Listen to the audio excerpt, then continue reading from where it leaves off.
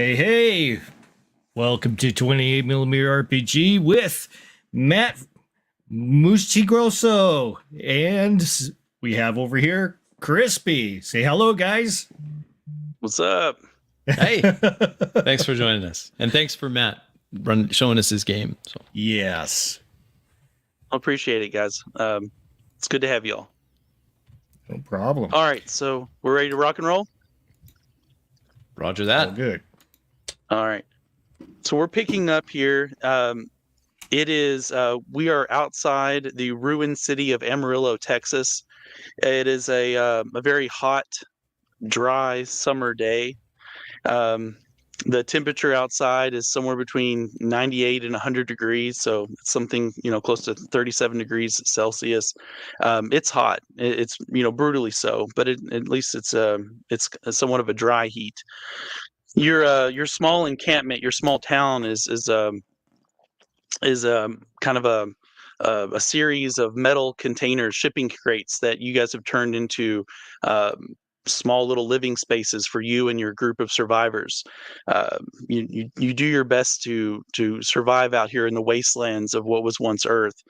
You've got and you've made good progress on that. One of the people that you live with, Doug, he's actually in charge of maintaining a well that he actually dug himself, and so you've got some fresh water that you can rely on. And another member of your survivor party is Bobby, and he tends a garden that is really done well lately, and so you've got some source of vegetables and fruits, as well as fresh water, which these things are not a given in today's society with everything being in the state of disrepair and destruction that's out there.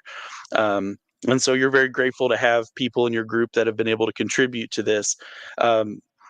Sam, you are with Mike, who's an old combat vet. He's in his mid 40s, and he's kind of a scruffy looking guy, but he's even though he's kind of getting up there in age, he's managed to maintain his physical physique, and he's really demonstrated some great leadership after the fall, and with you guys finding people a little bit on the way as you scavenge ruins and you try to make your way to somewhere that you thought would be a safe place to set up your camp, or maybe even one day to have a permanent home. Maybe this is it. If you can hold on to it, and if you're not you're not overwhelmed by other outlanders or even aliens, because you never know what's out there. Mike, he's Sam, you and him are talking. He is looking over a map of area. He's got an old dusty map. It's torn and ripped, but it's a map of the general area that you guys find yourselves in, and he's got markings on there of different places you guys have scouted out and even searched for supplies here and there. You have to make supply runs into the old ruined city of Amarillo every so often, just to try to re-up on things that you guys use. And it never hurts if you can't, if you can find some weapons or ammo or various things, that you can bring back to camp that can help with your survival. Mike, he's taking a sip out of an old rusted cup that he has here, and he takes a sip of it and he goes, "Man, that's some strong stuff. Hey, have you tried this, Doug? Doug just made a new batch." I reach my weathered hand out. Sure thing, Mike. I'll take a sip of this. Hey, scratch at my unkempt beard. What's the story, Mike? Where are we going today? He says, "That's some good stuff there. I think I found some." Yep. I take my backpack. I got a little bit of instant coffee I found during our last run. Maybe we can wash our mouth out with that later. Love that. He says, we got a couple of things going on. He says, obviously we need general supplies as much as possible. He says, but I don't know. Have you heard? Did you know that Audrey's pregnant? I did not know she was pregnant. Yeah. Well, that's a complication. Any of us know how to deliver a baby? I call over to my dog. Revy, come here, girl. Quit digging in that garden. Come here. Heel. Big dog comes running over. Sits down looking up at me. There's Bobby. He probably shoos the dog out of the garden. Get out of here! Get out of here! That's our food. Revy, I told you, don't go in that garden. She Mike, snuggles up against me. He says, well, we have Amir. He says, but he's more of a surgeon. I don't think he's ever delivered a baby, but I'm sure he's better qualified than the rest of us. I don't know nothing about delivering no babies. But I remember in the day we would just, you just look it up on the internet. Remember the internet, Mike? Do you remember that? Oh, wait. Oh, Len's coming over. Yeah. Yeah, what's up, Sonny? Len jumps down from the salvage container. Hey, guys, what's happening? You got stink drink. Yeah, not for you, youngster.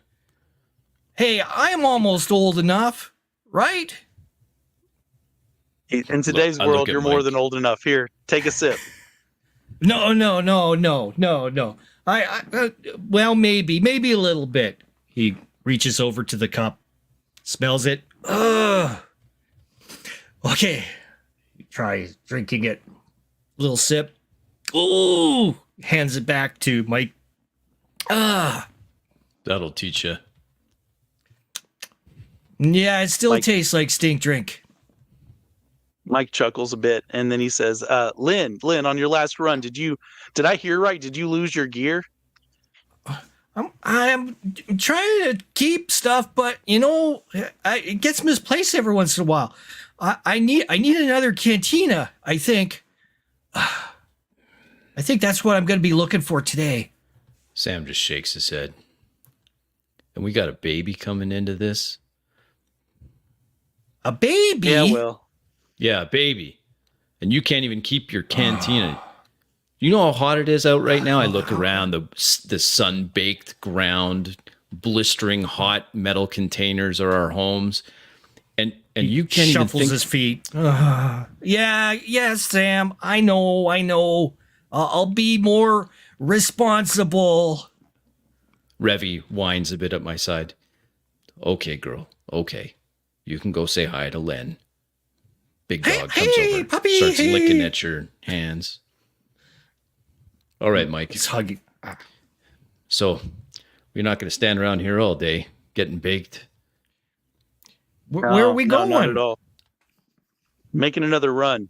You guys need to go out and look for supplies. He points at the map and he shows a section of map over here in like the northwest section of the city. He says, "Oh, this is an area we haven't really explored too much yet. You might have some good luck over there." What in particular are we looking for? Medical supplies for this baby? How far along is she? He says, Amir, and he kind of shouts out. And a Middle Eastern man comes in. You guys know him, Amir. It's good to have a doctor as part of your survivor group. He was a surgeon before the fall. He's in his late 30s, so he was just getting out of school and starting his career as a surgeon when things all fell apart. Amir, he comes in and he's a little scruffy, but he's wearing some dusty clothes, and he says, "Hey guys." Hey, Amir. Hey. Mike tells me there's a baby coming. What kind of residency did you do? Yeah, I haven't delivered a baby, but I'll get through it. It's not like I'm unfamiliar with with how to do it. I've just never done it. He says, "Here's the thing, guys. I know Mike was asking me about what's medical supplies to get. I mean, anything you could find that that we could have would be a benefit. But the truth is medicine's all expired by now, and a lot of the medicines, even medicines that had a shelf life, they're basically useless. So we're not going to be able to have a great time with it on a medical front." But yeah, if you can find any kind of equipment, or anything, even things like towels, bandages, I'm sure we have ways of charging things with the solar panels outside. So even some equipment like something we could do an ultrasound with, that would be great. If you can find a hospital or something like that might have an area where that stuff is there. that would be awesome. But she's really early on in the pregnancy, so this isn't going to come up for a while. But if you're out there and you happen to come across a hospital or some kind of pregnancy center, then definitely look around for what you can find. All right, doctor. Sam scratches again at his beard. Man, it's getting hot. Len looks a little confused at the entire conversation. He says, "Hey guys, and let's kind of keep it under wraps. I mean, Audrey just found out she's pregnant. I don't know how much she wants everybody to, to know her business at this point. And I'm sure she'll announce it to the group when she thinks the time's right." I mean, come on, Mike. Everyone's going to know. It's just a matter of time, right? You can't be hiding this. I mean, we're living on each other's laps here. Privacy. That was a nice luxury. Amir bounces. He's like, "I gotta go. I got something else I gotta check out. Bye, guys." And then he walks out of the crate. Mike's like, "Yeah, I know, but she's gonna, it's gonna be a little bit before she starts to show. And in the world we're in, I mean, who knows it'll even come to term, right? So like, let's not freak everybody out or get everybody thinking about it just yet. But definitely keep an eye out for any kind of medical supplies while you're out there. Got it, Mike. Wouldn't hurt." Sam starts checking his blades, gets his vest on, kitted up. Len kicks Len, you ready to go for a stroll? He says, "Hey, wait a minute, Lynn, what do you have actually? Do you have any supplies, any kind of gear to take with you out there?" He picks up a brick that he's dislodged. "I got a brick." Oh, come on, kid. I'm good at bricks. You Mike, guys see I'll me take take care of out the those kid. stinkers into brick. I take one of my spare light blades out, spin it in my hand. It's got a hole in the... You can take that. Mike shouts out the door, "Hey, really? Antonio, get in here. Antonio." A couple of seconds later, a young Hispanic guy comes in the room and he goes, Yeah, what's up?" And Mike says, "Hey, I need you to loan Lynn your gear." What? I'm not loaning him my gear. Come on, are you crazy? Hey, listen, kid, you're with our crew. He's going out to look for supplies. You're not. You can loan him your gear. I promise not to punch you in the nose again, okay? I'll bring you back something. Hey, don't worry, Tony. We'll get you your stuff back. With a little bit of an attitude, he kind of like comes up and he starts to take off a tactical vest that he was wearing, and he's like, "Here, you want this, Lynn?" Sure. He gives you that. I think it's even gonna fit. Thanks, the kid. Tony. Yeah, they're adjustable. No, that's not how you wear it. Come here. Len, come here. I tighten it up. Make sure that the load bearing is proper on his shoulders. That's a little better. You don't want to jingle around. You're not a Thanks, bell. Sam. You get all sorts of lizards coming our way.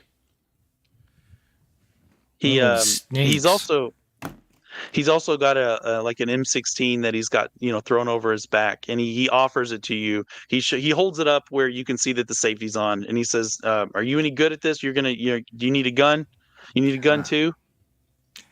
I really don't feel comfortable. No, you're best with it. Tony, I feel even less comfortable with you handing that rifle to Len. When you keep that, we're going to be quiet. We don't need that. Hopefully, that's and if we best. do, our best advantage is speed and stealth. Isn't that right? And I scratch Revy's head. Come here, girl. Come here. Yeah. Reach in my pocket, pull up a little bit of jerky, give it to her. Mike speaks up and he goes, "Well," he says, "that's true, but you better be prepared and not need it." He holds out like a 45, and he basically hands you a pistol, Lynn, and he says, if things really hit the fan, you need to have something while you're out there." Okay. I've got something, Tony. My hand drops to my hilt. Yeah. Slam it back in the scabbard. You giving firearms to this kid. Can't even keep his water bottle. Sorry. Goes ahead and puts it away in his belt. Mike says, "Listen, I got Bobby's tending to his garden. Says something's wrong with some of the vegetation. He's kind of freaking out about it. So he's busy with that. And I got Doug checking out the well because there's people saying that it's some of the waters are starting to have a foul taste. So he needs to check that out and make sure that that stays in good condition. You're free to use my Jeep on your run, so just go ahead and take that. I Check reach my out. hand out, take the Obviously, keys. yeah. Just be safe out there, Whoa. guys. And for whatever you can, as much as possible, don't lead anything back here. Let's keep this place safe and off the radar. Roger that, Mike. Yes, sir. You ready to go for a ride, girl? I scratch Revy's behind the ear. He Okay, takes then. his Get out of break. here then. Let's go. Daylight's wasting. I walk out of this container/house towards the dusty Jeep. Len follows behind him with the brick in hand still. Revy jumps up into the passenger seat. No. Back seat, girl. Oh, goes to the I don't back mind seat. the back seat. No, I need you riding shotgun. Dog's okay. in the back. Open the Hops door. into the... Turn So over we get to the ride the ignition, Jeep. So let it cool. catch. All right, let's go. It's hot Wait, and dusty out here. The before sun's we get beating started, down. did you get a good look at that map? I stopped the Jeep before we've It's, left the compound. Well, from what I've seen of it, it's up north and about 6 miles to the west. Okay.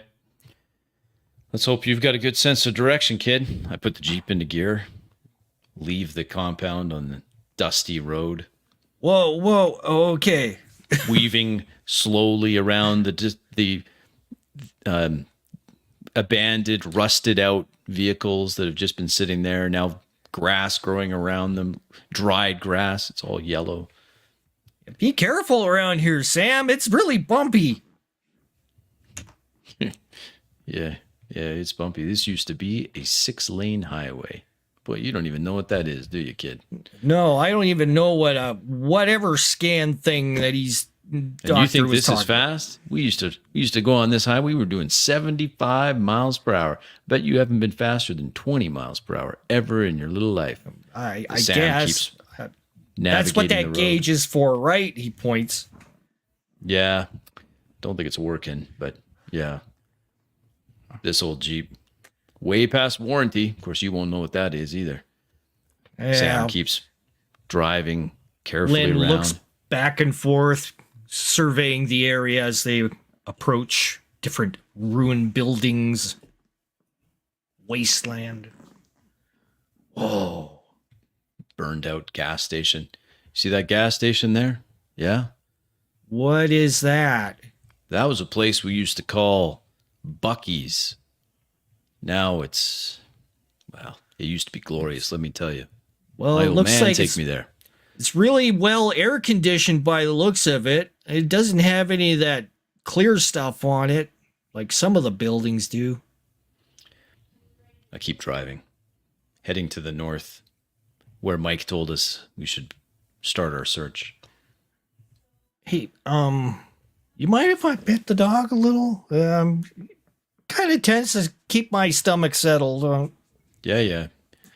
Revy's got her head right between the two seats, looking through the cracked windscreen. Yeah, she'll be fine. She's a big suck. Aren't you, Revy? Aren't you, girl? I scratch underneath her. Such a nice dog. job. What make is this dog? Can't say I know. Just showed up one day. Couldn't get rid of her.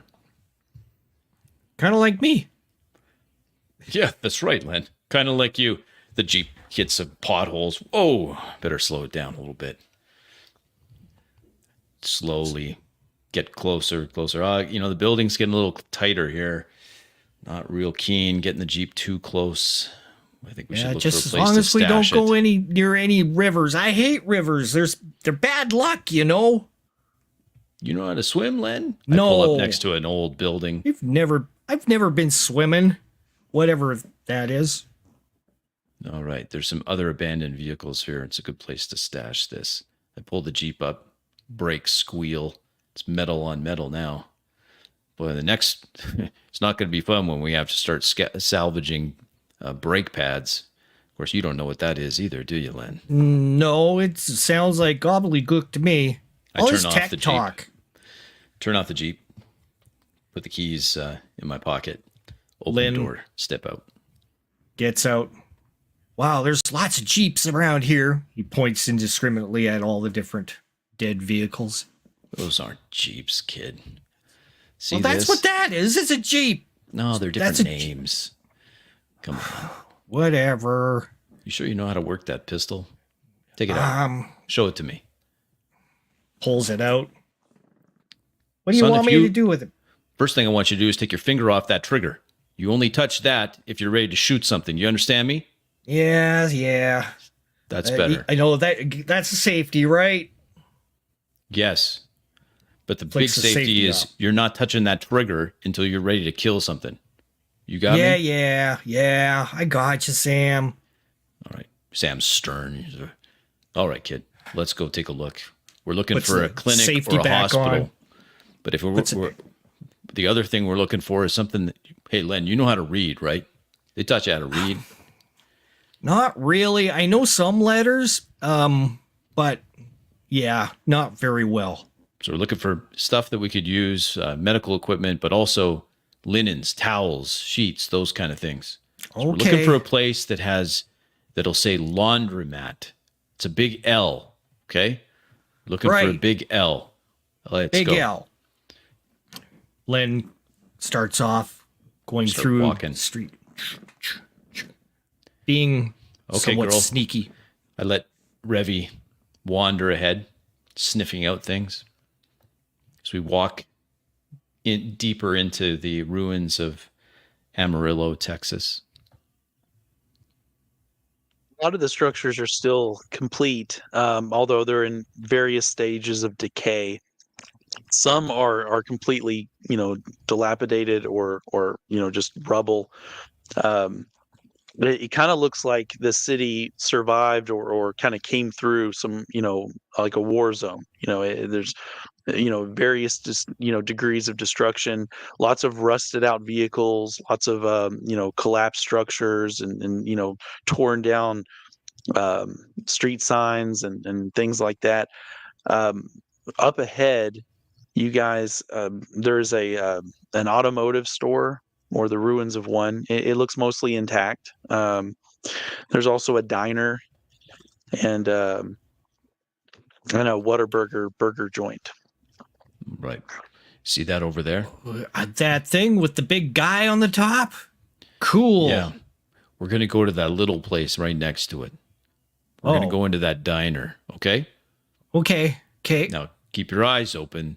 We may not be the only ones here. Walk past the Whataburger. See, we can't go there because one thing I remember about Whataburger is they don't have tablecloths. So why We're aren't looking we for living? claws. Why aren't we living in these places over here? It does turned smell a little tinny, though. I grab Len's combat, gear, his vest, his What? combat What? webbing. We don't live here because other things live here. Remember that. Now keep your voice down. We're trying to be quiet Okay. about this. Revy. And I point towards the building. Go. Revy takes off. Running towards the diner. Okay, we're following her. Okay. Len So sneaks along. when the dog gets to the door of the diner, it starts to growl. And it's like almost like fixated on something inside the diner. Revy, come. Call Revy back. Not out front. We're going to go around back. Len's got his brick in hand. Okay. Are we separate or are we both going through the back? I got to keep an eye on you. Stay behind me. Sam pulls out a long, wickedly sharp blade. Whoa. Crouched over a little bit. Heads down the side of the diner, heading towards the back where the kitchen entrance would be. Keep quiet. Revy smelled something. Len follows awkwardly behind, somewhat askew from Sam's position, but still following behind. Sam Along gets the backside of the... I'm sorry, go ahead. Sam gets to the corner of the building and then just peeks around, his back to the wall of the diner. Yeah, the backside of the diner, the wall has partially collapsed, creating like just an open entrance into the diner from the backside of the building. There's a lot of like rubble and debris. There's a pretty bad smell coming from inside the diner.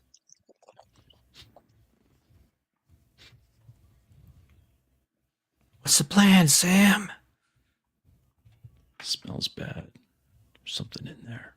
Keep your voice down. Sam creeps around the edge. I creep around the edge of the diner where the hole in the wall is. Peek inside the diner. Look back at Revy.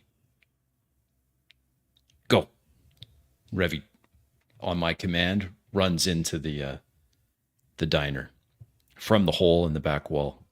Sam follows immediately afterwards. Len scrambles. Gets his way in there as well.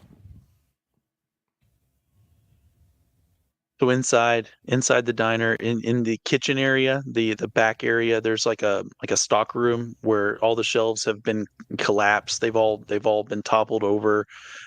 Old disintegrated boxes are kind of just like thrown around and ripped into shreds in here. There is lots of old rusted pots and pans. Some not rusted, some don't look in fairly bad condition, but they're covered in dirt and in organic growth and things like that. But they just litter the ground all around here, and this stock room kind of opens up into the kitchen area. When you guys turn the corner and when you're in here, you hear what sounds like grunting noises, like an animal grunting sound, and it doesn't take for more than a second. But you see there's a large bear. It's a brown bear that's like in here. It's kind of made the diner ruins its home. Sam freezes. For the time. Yeah, for the time, it's actually, when it's like getting up and starting to like move towards you guys. It heard the dog. It hears you guys coming into its vicinity, and it's starting to like make growling sounds, and like it's starting to like come towards you. I move slightly back, careful not to trip. Revy, come back. Len, get out that gun now. Remember what I said about the trigger? You're going to point it at that bear and you're going to shoot. Yeah.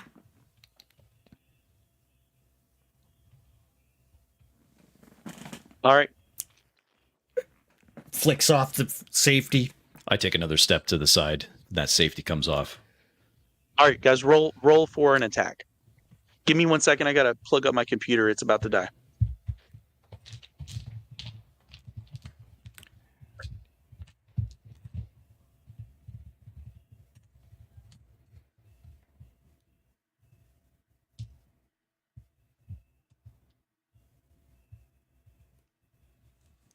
There we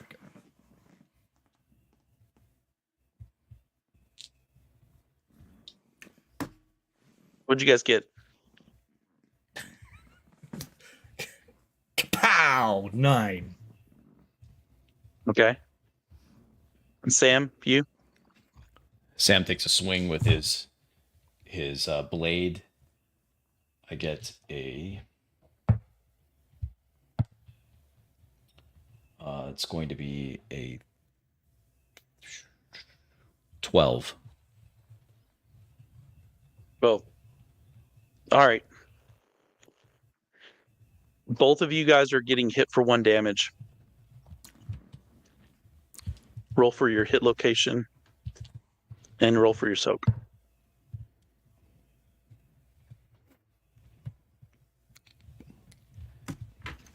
Soak.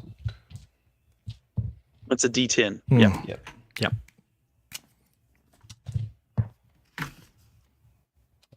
Yes.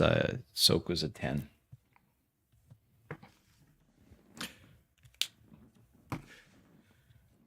The bear's claw almost catches my head, but I get lucky. And one of the pans gets in the way in the stockroom, deflecting it just out of the way. And Nice. Len tumbles, gets his leg caught by the bear, causing some blood damage against his shin. Ah! He screams.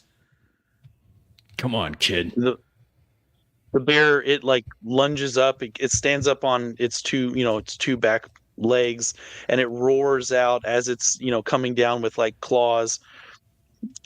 You describe so you deal 1 damage to it. It's not enough to kill it, but you do injure it.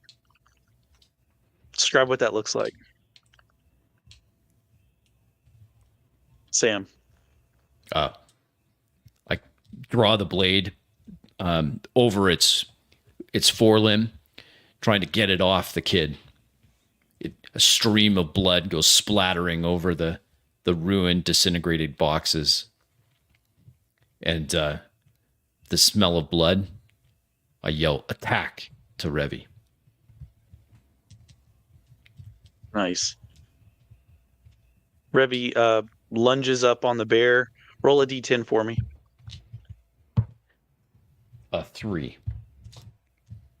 The Revy lunges up on the bear. The bear swipes it with its claw and actually knocks Revy to the ground. And you hear like the dog yelp a bit.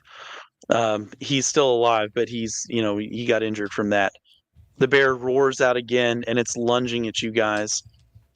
Go ahead and make another attack roll. Oh, that's better.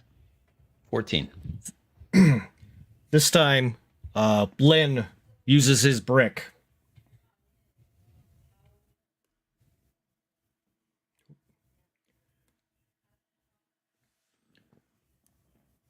Ten. 9, sorry. All right, so the bear, it's up on its back legs. It's roaring. It just smacked Revy down. You throw a brick at it, and that doesn't seem to. It really what it seems to do is it makes the bear even angrier. And in response to that, it takes a claw and it just comes swiping down. Roll for where you get hit.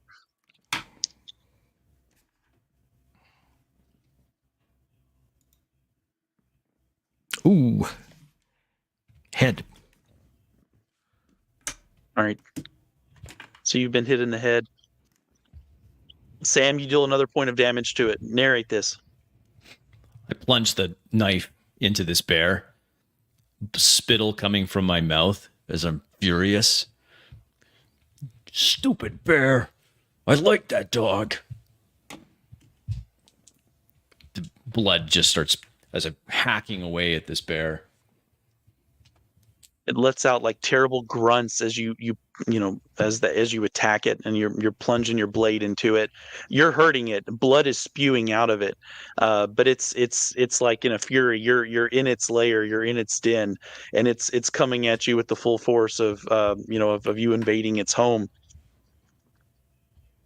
It tries to swipe at you, but it doesn't hit. Just got out of the way. Still on it, hacking away with my blade. Get out of there, kid. It's like moving around. It comes back down, crashing down on all fours. It lets out another roar. It's kind of tromping, around the room. There's like pots and pans and things like that its paws kind of like slip and slide on. It's kind of like jerking around from like the blood loss. Blood is kind of pouring out of the areas where you've stabbed it. It's not dead yet, but it has suffered injury. So it's kind of reeling from that, and then it comes like lunging forward at the two of you guys again. Make another attack roll. Len shoots with his gun. Not much for me. 9. 8. All right, this turn it's hitting both of you for 1 damage. Roll for your hit locations.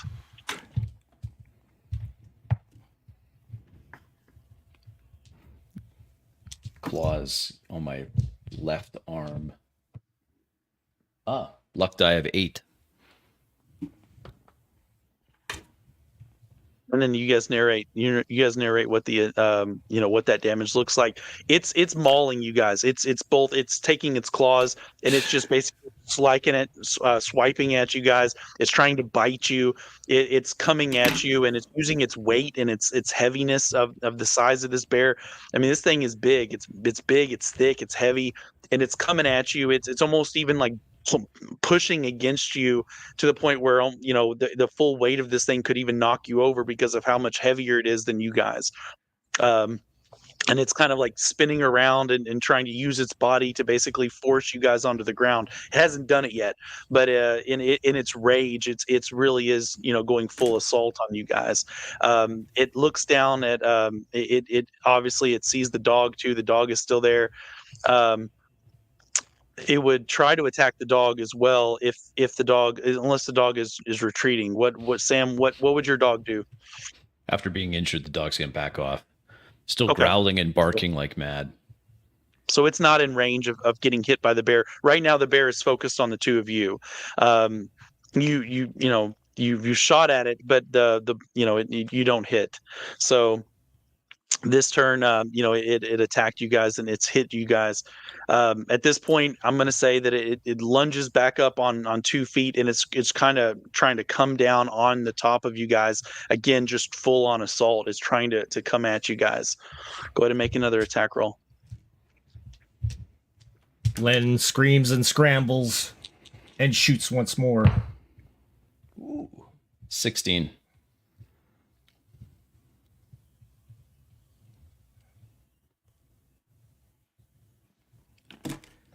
And that's 4. Yeah, my intention is to try to drive my blade right into its skull. All right, Lynn, this turn, it takes its claws. Actually, its mouth. It actually rips into your body. You've been hit for 2 damage. Roll for where you're hit, and then roll for a soak in that area.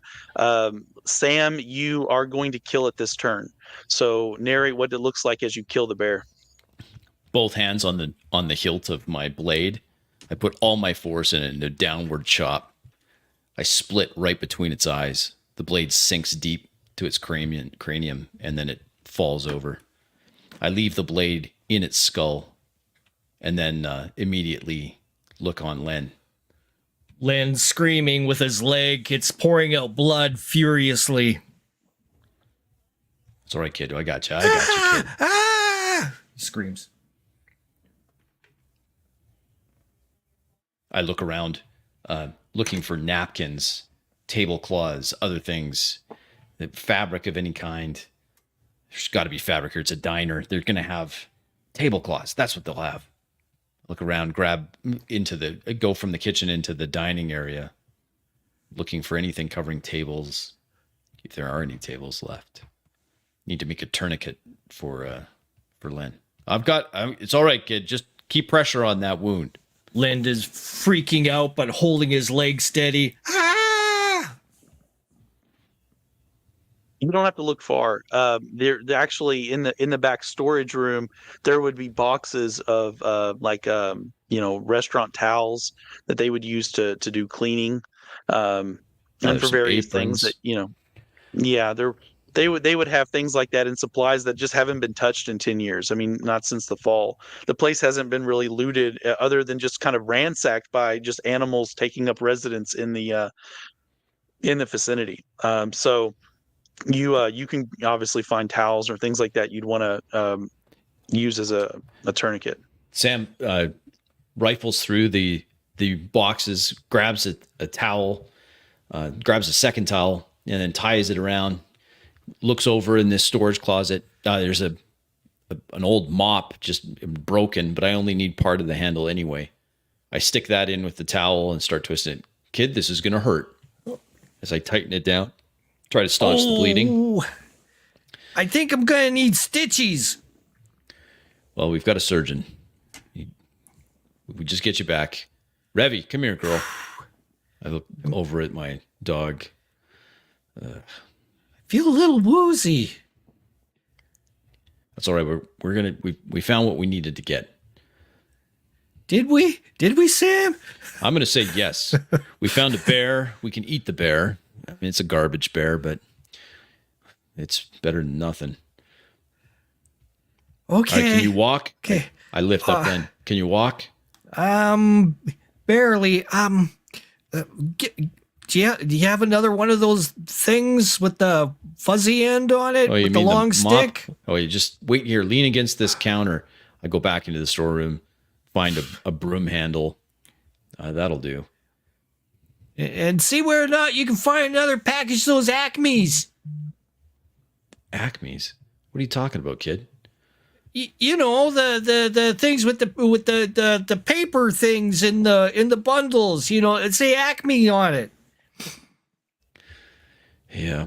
Okay. I'll look for that too. As I'm looking around, I'm looking for some kind of larger fabric. So I'm going to roll the bear onto the fabric, and then I'm going to try to drag it back to the Jeep.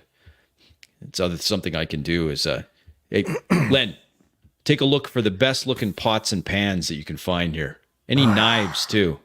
We're going to take them. Lynn tries to make his way around, kind of limps around. But he manages to find some pans, pulls them out. It's okay if they're dirty. We just don't want them rusted. Okay. He pulls them out. Clang, bang. Wow, this would make a good weapon. Bang. I'm thinking something to boil water in, son, but yes, okay. Weapon. I gather up what things we can do. Boy, this is going to suck, I mutter to myself. Is this where we find the scanner thing, too? The scanner thing? What are you talking about? Yeah, the one that Doc wants. No, unfortunately, we're going to have to just do it with this box of towels and pots and pans. You find a knife? You got any knives? Anything sharp? Nothing in here. Clink, clink. What about this thing? He pulls out this thing. Looks like wood in a cylinder with a couple of handles. Well, if you think it's worth it, here, lay it on this large tablecloth. Help me roll this bear onto it. I retrieve my blade from the bear's skull. Slinks wipe it on over. Its hide. Oh, this thing's heavy. Come on, put your back into it. Grunt. This is strength. It's all I can do, and it's a 10 to roll this over using my strength. We're going to have to lever this thing on. Whoop. 9. All right. The two of us struggling to get this bear rolled onto this tablecloth. Then we'll drag it out. Actually, this thing is huge. We're just going to drag it out of the building. Ridiculous. I'll go get the Jeep. We can't take it. It's too heavy. We can't take it all the way back. I'm going to go get the Jeep. You okay here? Okay. Yeah, I'll stay here. I'd look at the dog. Revy, guard. I pointed at Len. Looks around up at the ceilings. See, my injury's my arm, Len. I'm going to run back to that Jeep. I'll just be gone for a few minutes. We haven't come far. Okay. Pulls the gun out once again. Trigger. Remember? Get your finger off that trigger. Okay, Sam. I run. Take off at a run. All right. When you back at the front of the building, your Jeep is right there, right? It was parked with the other abandoned vehicles. Something you notice as you go back towards the front of the building is there is what appears to be a young girl, maybe early 20s. She's wearing tattered rags for clothing, but she looks pristinely clean. She doesn't look dirty. But she's just wandering through the streets. She doesn't have shoes on. She's just wearing rags, rag clothing.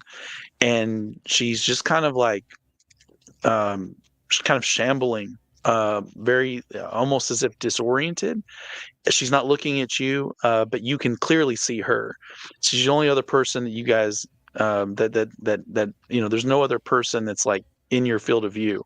but she's just wandering down the street. I stop, breathing heavy from running. I grab the harness of my vest. Miss, you there. Where are you from? What's your name? There's a delayed response, like as if she doesn't immediately acknowledge your voice. And after a minute, she starts to turn in your direction. She looks dazed, confused, maybe in shock. She looks panicked. Miss, you shouldn't be out here. It's dangerous out here. Ah, where am I? Don't hurt me! Don't hurt me! I'm the least of your worries right now. In fact, I might just be your ticket out of here. Where is this place?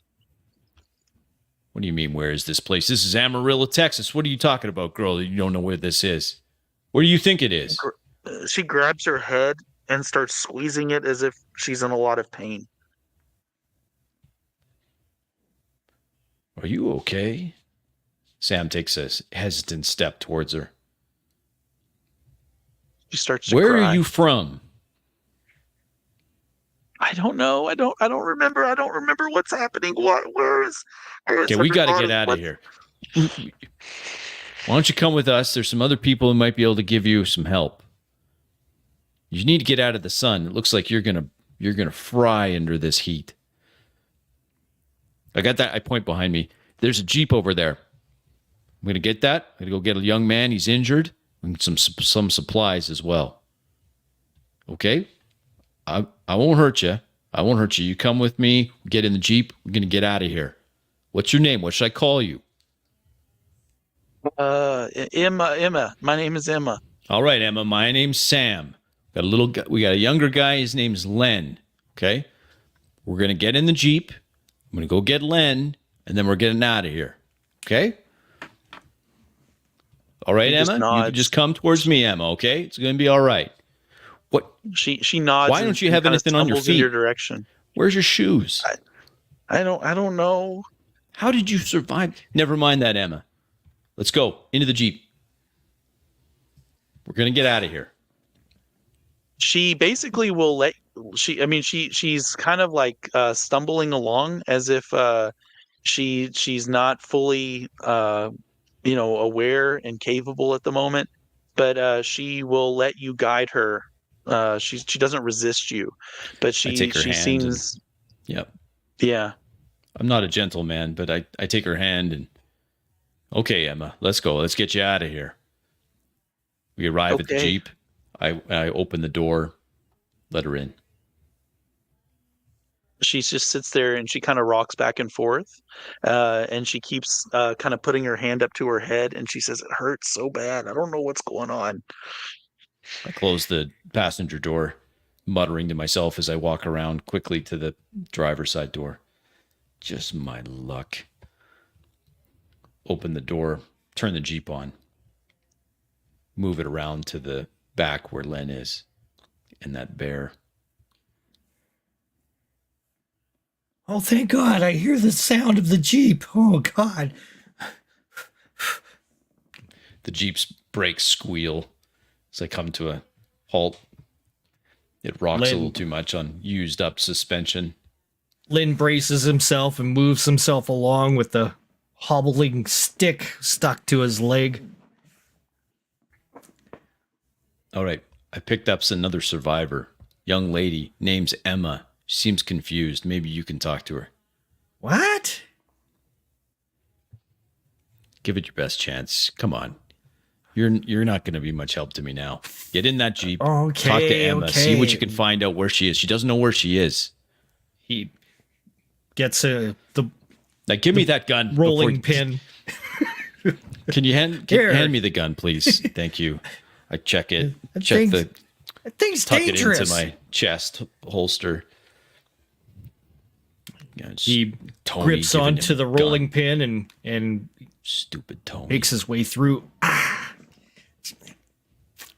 He gradually makes his way through the door. I just through the open driver's side window. Emma, this is Len. And the dog's name is Revy. Revy, up. Revy jumps in. Wow, you With weren't some kidding. It's a difficulty. girl. Not very many of them around. He makes his way across the sidewalk. Okay. Back door. He opens it up. Slides himself in. Tumbles in.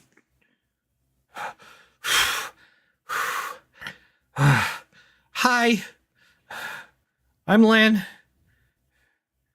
Nice to meet Hi. you.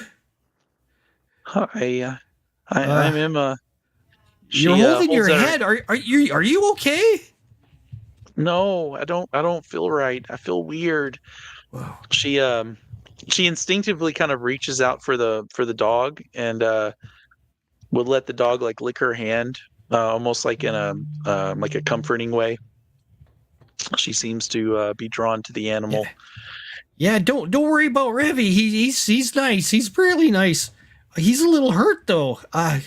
Darn. He's Revy's got a couple girl, of- Len. I say as I'm working away in the restaurant. I don't know. What's the difference? I have to babysit children. It's not bad enough the world's come to an end and we have no internet. Now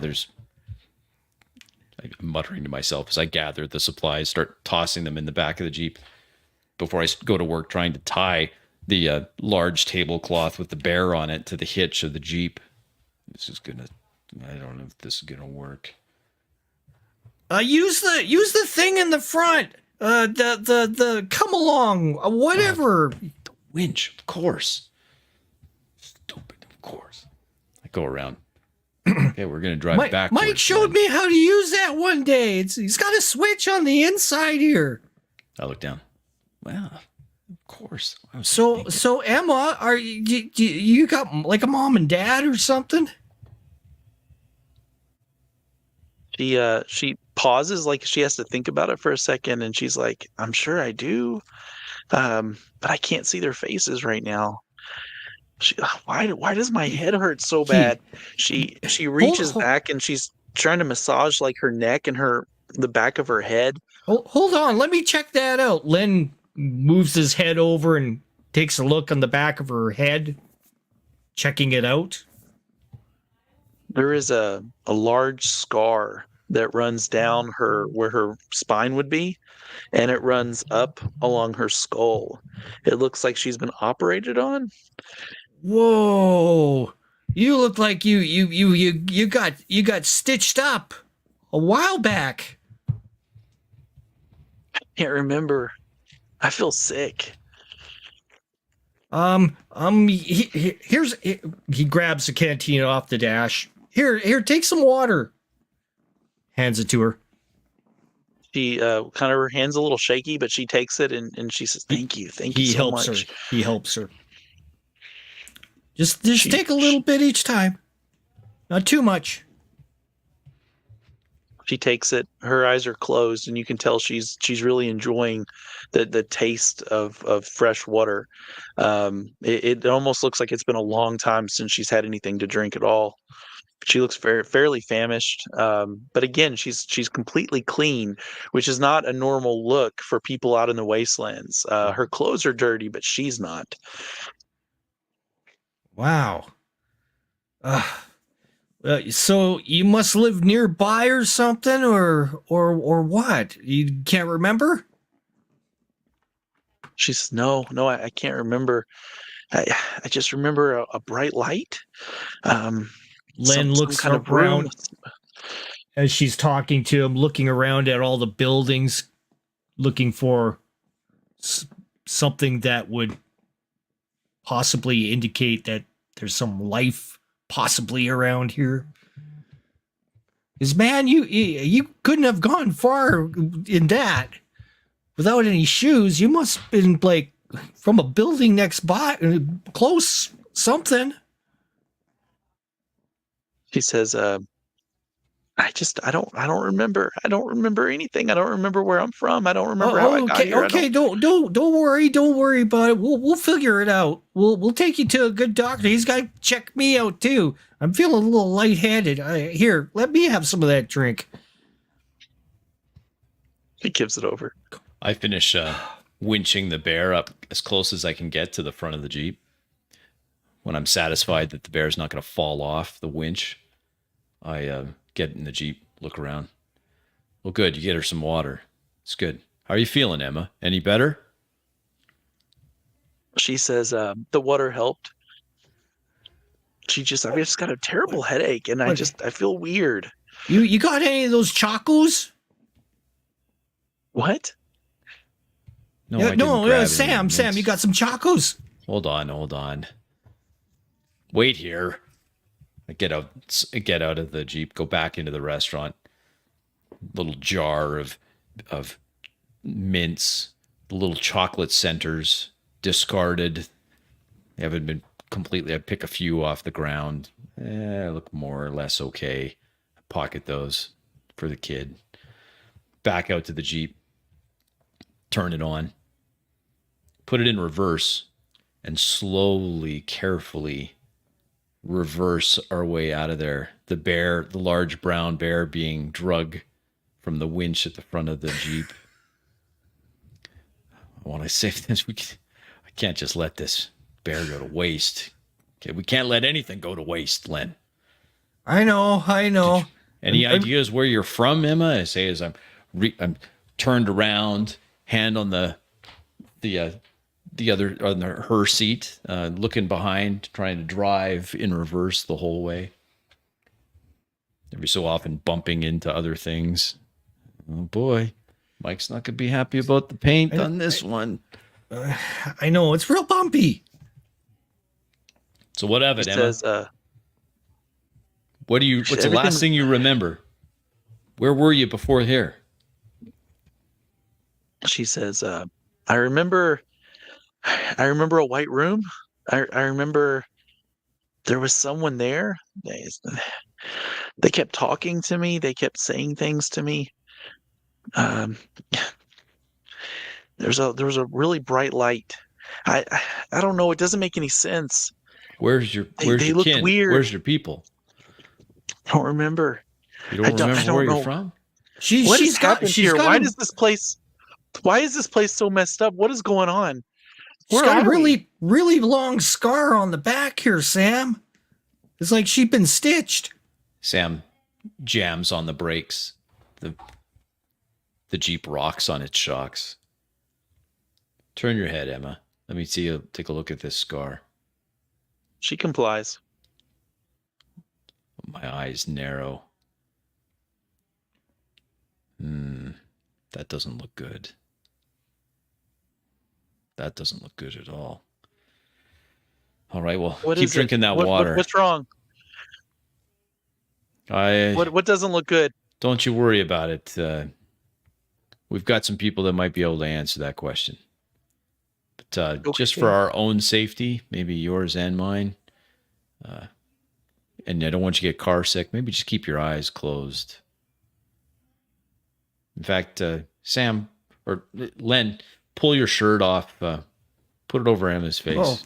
Oh yeah, okay. He goes ahead and starts detaching his vest, pulls off his top, gets it over, puts it over to her, kind of helps her try to get it on.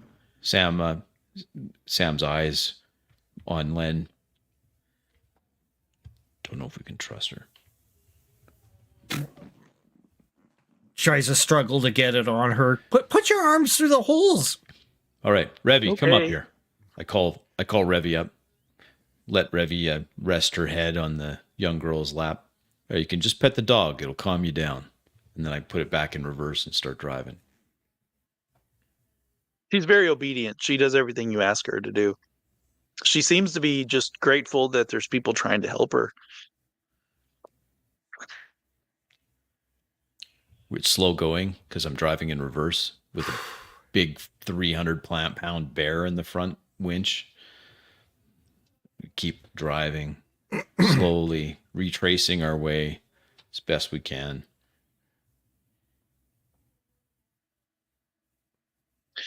After a little bit, she would probably like close her eyes and try to get some sleep.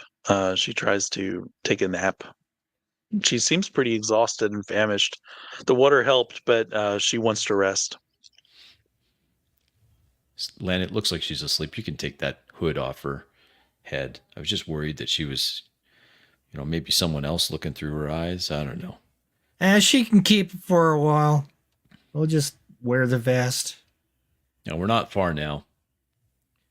Yeah, I hope it's not far, very far, because, I hate picking out stones out of, meat and stuff. So, yeah, I can imagine what this is going to taste like by the time we get it home. Well, it can't be worse than that drink that you took from Mike this morning. Yeah, that was pretty awful. That stink drink's really bad. I prefer my mom's orange blossom. That stuff, she smokes it all the time. Well, at least we're not trying to drive all the way back in reverse at dark and, at night. That would be really hard. I keep driving to get back to our small camp, the others. Going very slow. I don't want to rub off all of the bear hide. That would be useful to us, potentially. It's obvious that you've got someone with you that you know, and also the bear meat. That's so the people that are part of your survivor group as you guys are pulling in to your settlement. They there's a couple of people that are running alongside the Jeep and they're coming up to it as you pull to a stop, and someone is shouting to get Amir. Yeah, get the surgeon. Yeah, get the doctor. He's running to the Jeep as you guys are stopping, and he's like, whoa, who is this? Who's? Whoa! She's sleeping right now. She's sleeping. Just keep her. Shh. Len pokes his Where head did you through. find her? Her name's Emma. I quietly turn off the Jeep, open the driver's side door slowly, and then slowly close it, trying to make very little noise. I look at Revy, stay. I tell Amir, go get Mike. Okay. He's he takes us like a step to go towards Mike, but then he notices Lynn's injury, and he says, "Whoa, are you guys okay? What, Lynn? What happened?" Well, we got attacked by the thing, that bear. Yeah, look at the winch. Oh, yeah, of course. Yeah, a bear. Jeez. Yeah, I'm a I little need to messed check up. you out. I need to make sure you're gonna be okay. Just, Sam, how are you? Are you injured too? A little bit of a bruise on my arm. Nothing. I would prefer you take a look at Len first, and then my dog got injured. Probably just need to clean the wound. Len, but we need Mike. Yeah. I gotta tries talk to make Mike his way about, out of the back seat. Kind of winces. I open the back door. Len, Amir is helping Lynn get out of the Jeep. He says, "Here, lean on me, Lynn. We'll get you taken care of, bud." I think my leg's totally wrecked. And that thing chewed on my head for a bit. He kind of feels, and part of his needs stitching along on his forehead.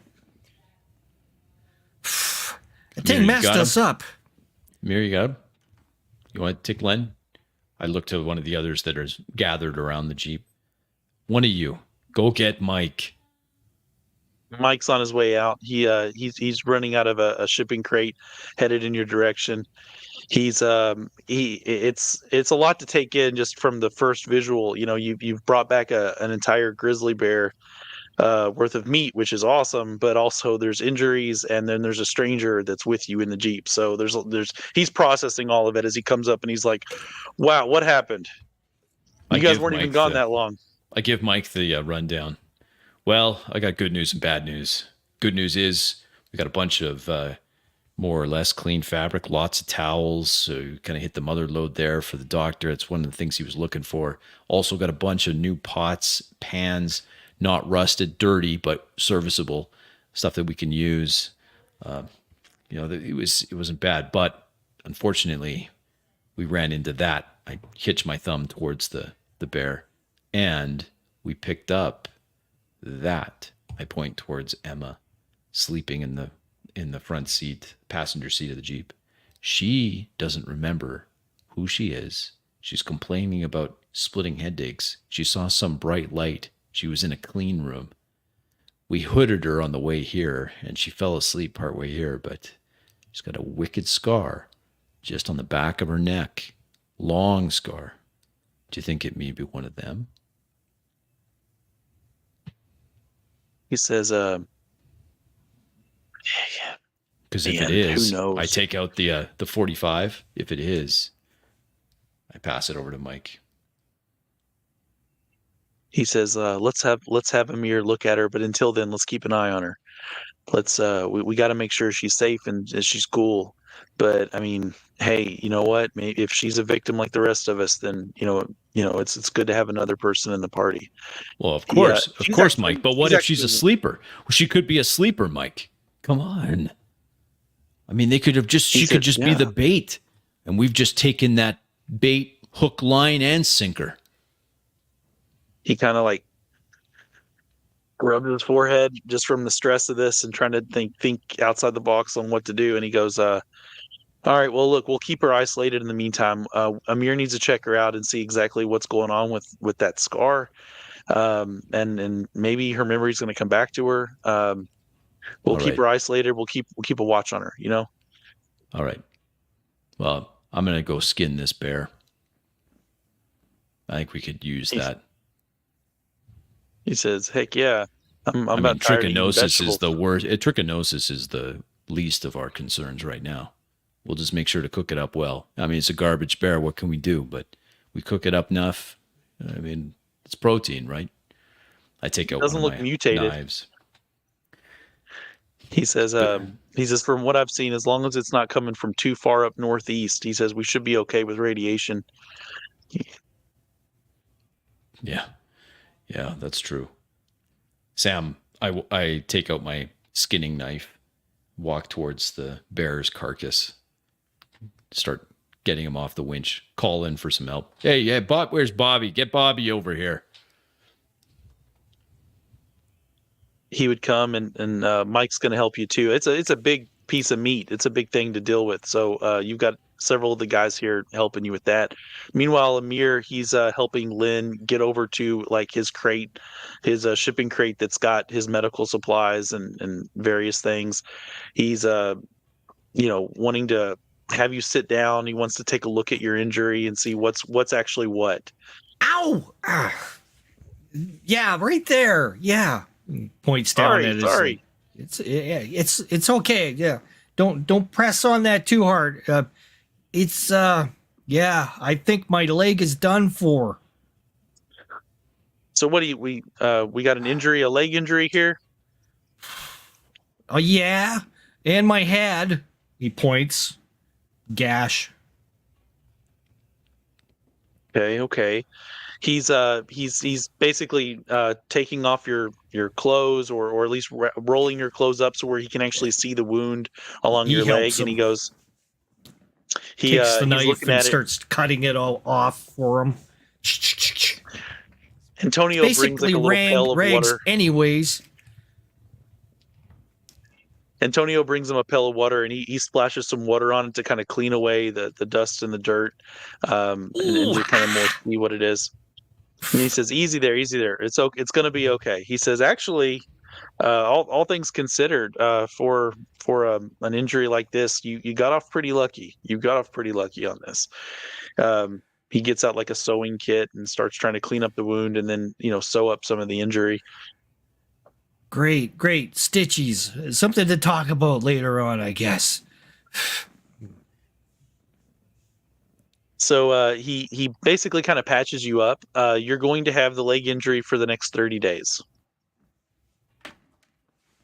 He's taking a look at your head. he says, "All right, let's take a look at this head injury. What do we got here?" And he's looking at where the bear attacked you and hit your head. What does it look like? How bad is it? It's it's a little gouge there. I think I feel some flesh coming apart on top. It looks like it needs a lot of stitches, right, Doc? He It's says, pretty Let me bad. take a look." So this is Not a as- head injury. Yeah, not as bad as my leg. Yeah. Okay. He says, "You know what? You got 9 lives like a cat." He says, "You're going to be okay on this too." He says, let me sew up the injury here, but again, about 30 days for the injury." Okay, Amir. Thanks. We didn't find you I your mean- scanner thing, though. You're not going to look any worse for the wear, so that's a good thing. It should heal pretty good where you got hit.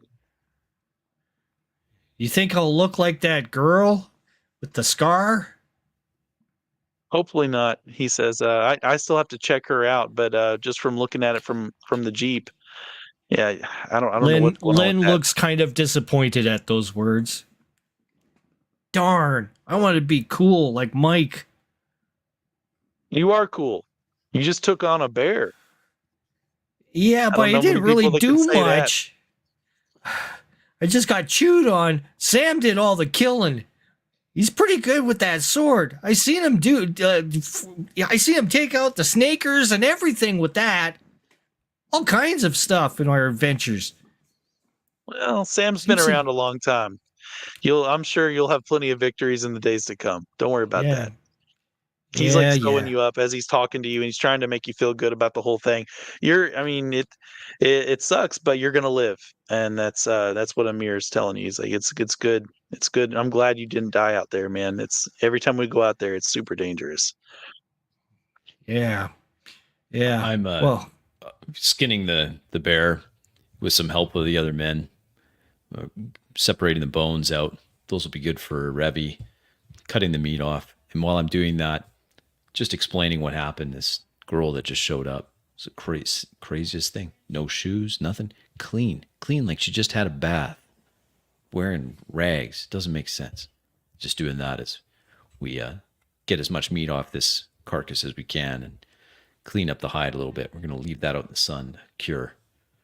And then I check on Revy. Make sure that I clean up any wounds.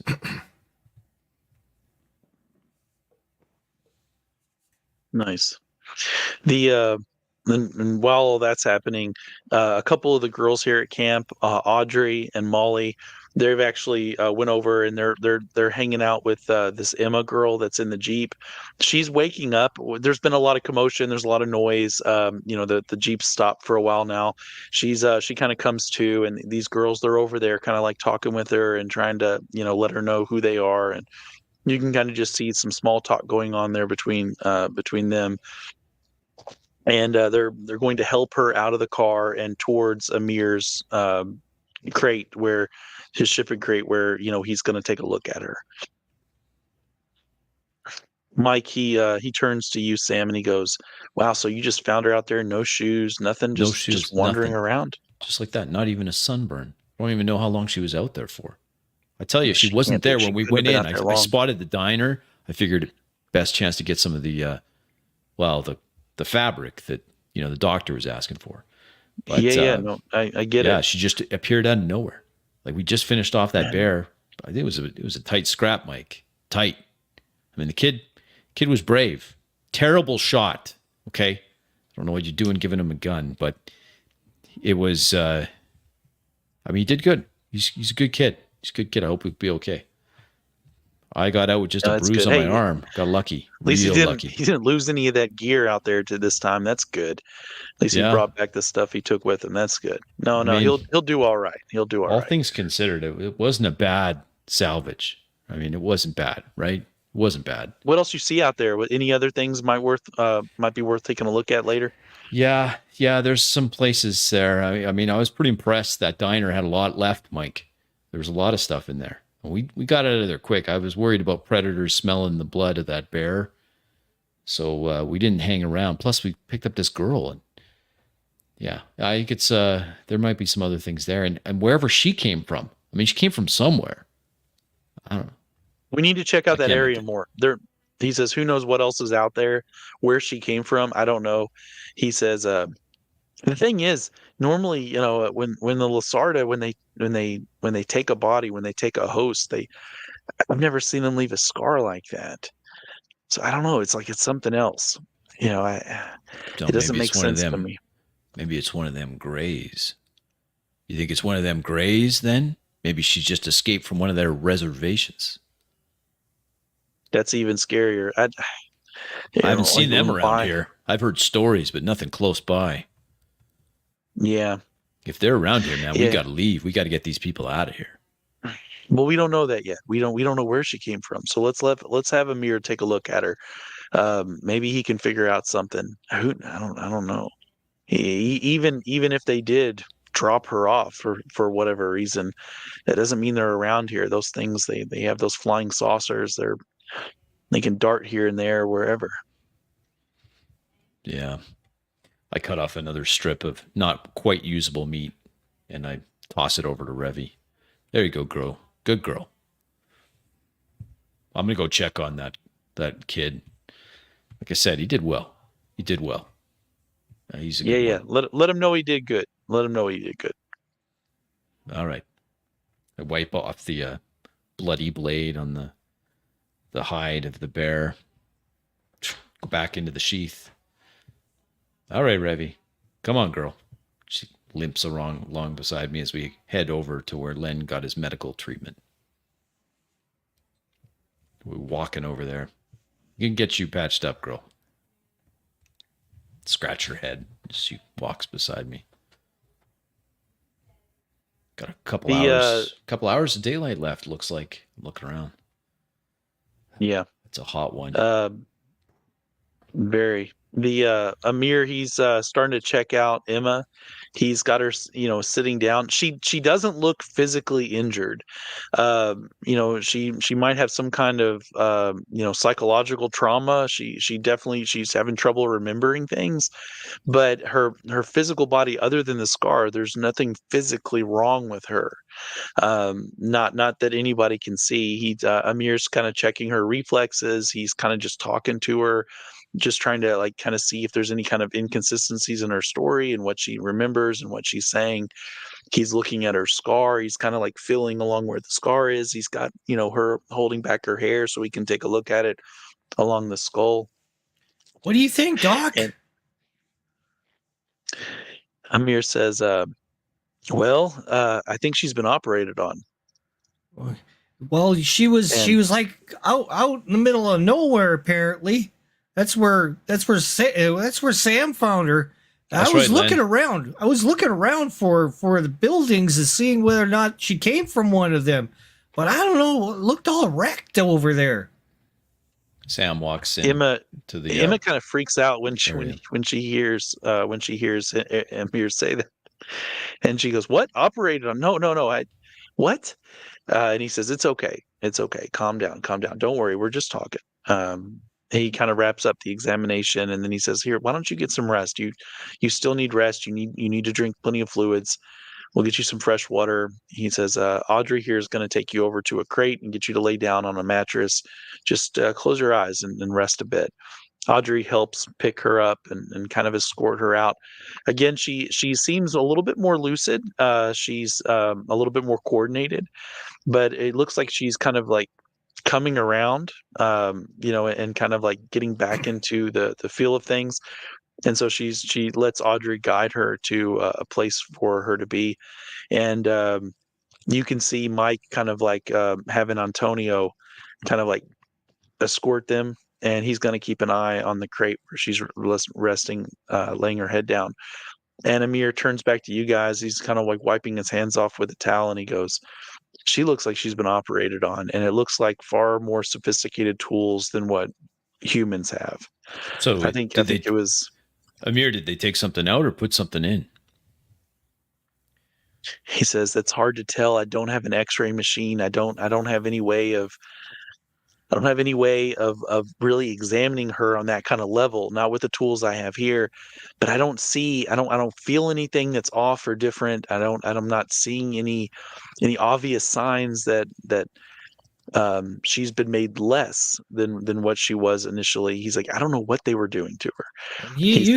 Sam, you think that they put a trackers in her or something like that? Remember Mike talking about trackers? I don't know, kid.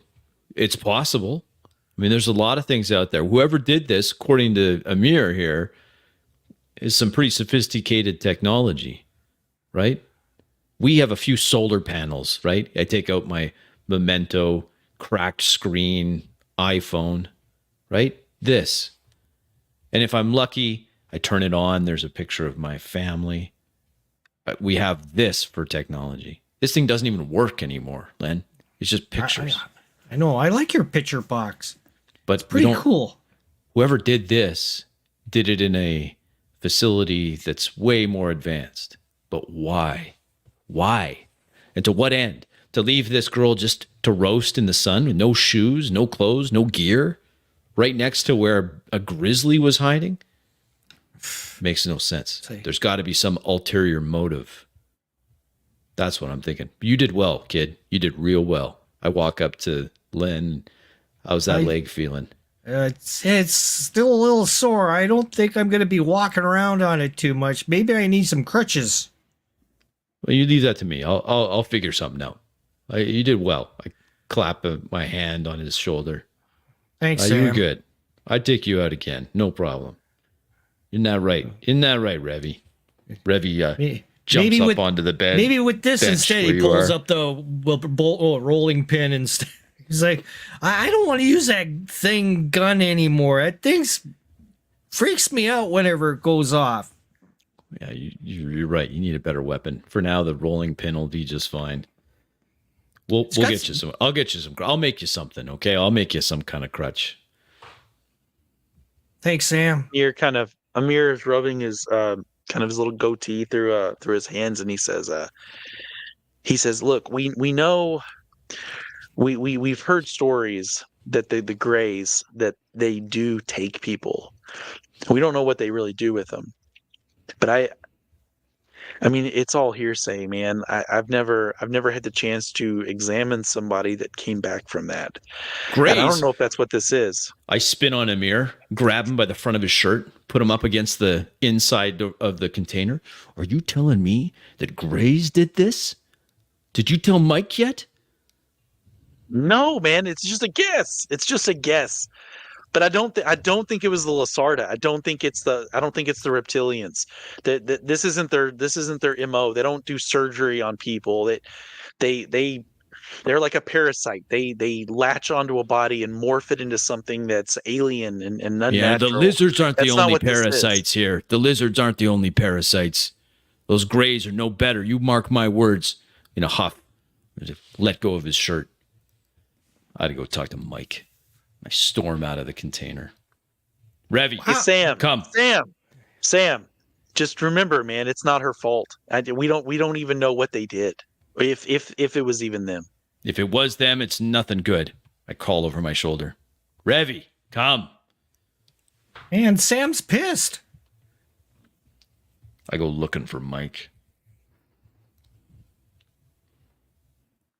Yes, he is. Lynn, you're going to be okay. Yeah, I just need some crutches. We'll sort something out. We'll get you something, buddy. He lays back on the bed, enjoying his little nap with his rolling pin.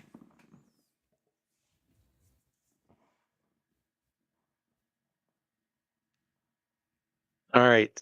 The Mike, he is finishing up with the bear. And Sam, as you approach Mike, he's actually, Mike's over here and like making a joke. He's like, "Hey, look, check out this skin we're gonna have. This bear fur. We can turn it into a nice blanket. That's gonna be good." I walk up. Mike, a word, please, in private. Yeah. Here, guys, take over. Figure this out. Clean it up some more. We're doing good. We got lots of good meat. We got a bear fur out of this.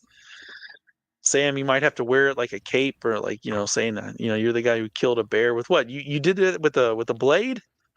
Yeah, check out the skull. But never mind that. Man. I need to talk to Mike. Mike, I'm sorry. What's up, bud? I walk into the shade of one of the containers. What is it? What is it? Look at Amir says it could be the Greys that did this. It's not the way the Lizzies do it. You know that. If it's not, it can't be us. We don't have that kind of technology. We barely have Band-Aids, Mike. If she was cut open, it was by the Greys. And if the Greys are here, we have to leave. We can't stay here, Mike. He kind of like shakes his head and he goes, "We have a good setup here, man." I laugh. Are you sure? Good setup. Do you see that garden there? Do you see that? You were saying this morning that this water is bad. Mike, get your head out of the sand. If the Greys are here, we've got to go. We've been checking the skies. We haven't seen nothing dart around.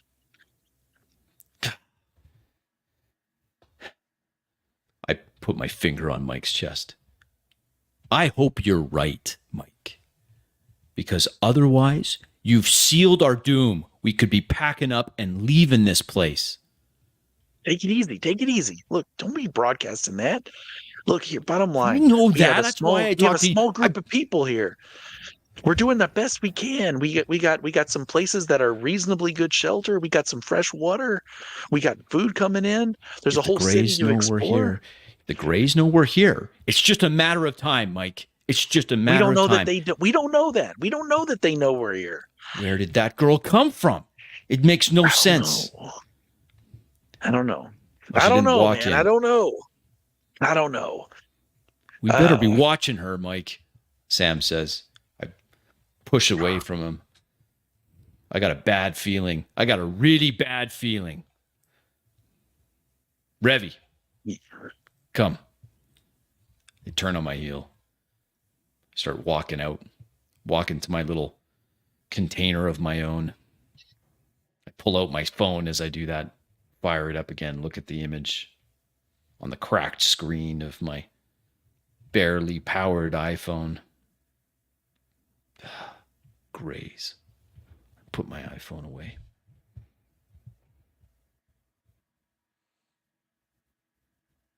All right.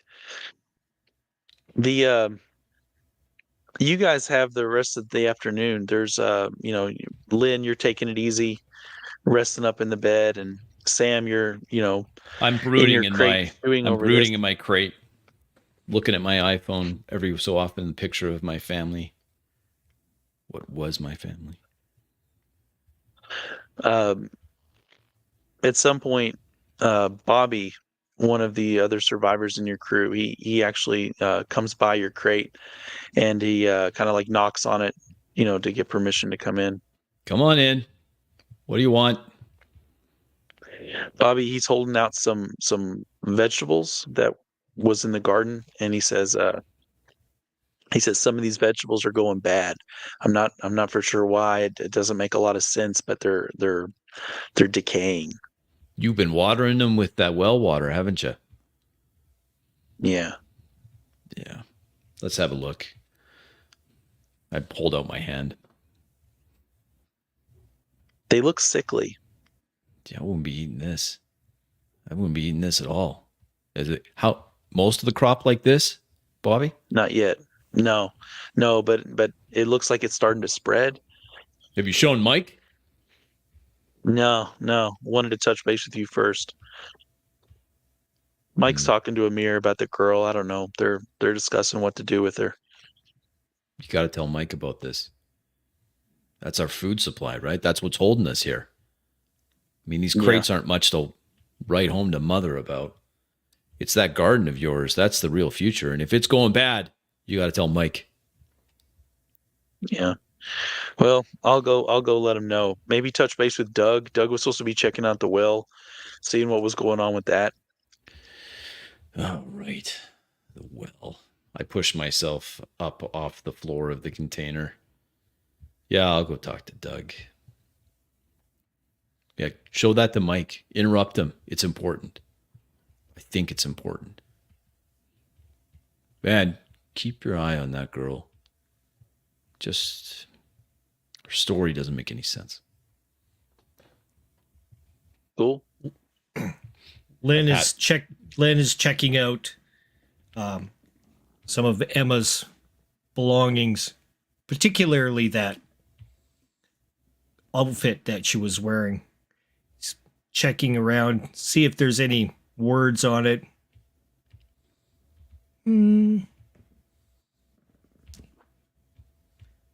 No words. The rags that she was wearing, they look they're not even necessarily female clothes. They're like unisex, just a really generic shirt and pants. And really there's not much left of them. They're really torn and ripped. They're dirty. They look old, which again doesn't make a lot of sense because she's clean. She doesn't it's almost like she was just put in those clothes and just left out there.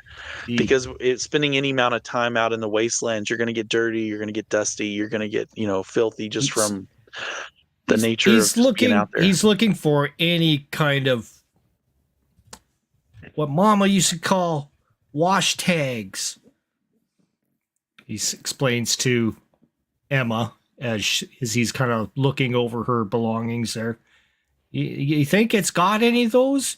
Anything that kind of, rides on the back, like, a tag on there, just like this old piece of rag I'm wearing, he kind of shows her.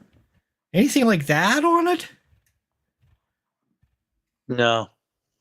Totally tagless. That's odd, because I always find clothes, I mean, they're, shredded up and stuff, but they're still wearable. But they always have those crazy tags on them with the little cross on the little symbols and stuff. Mama never told me what those are all about, he says to her.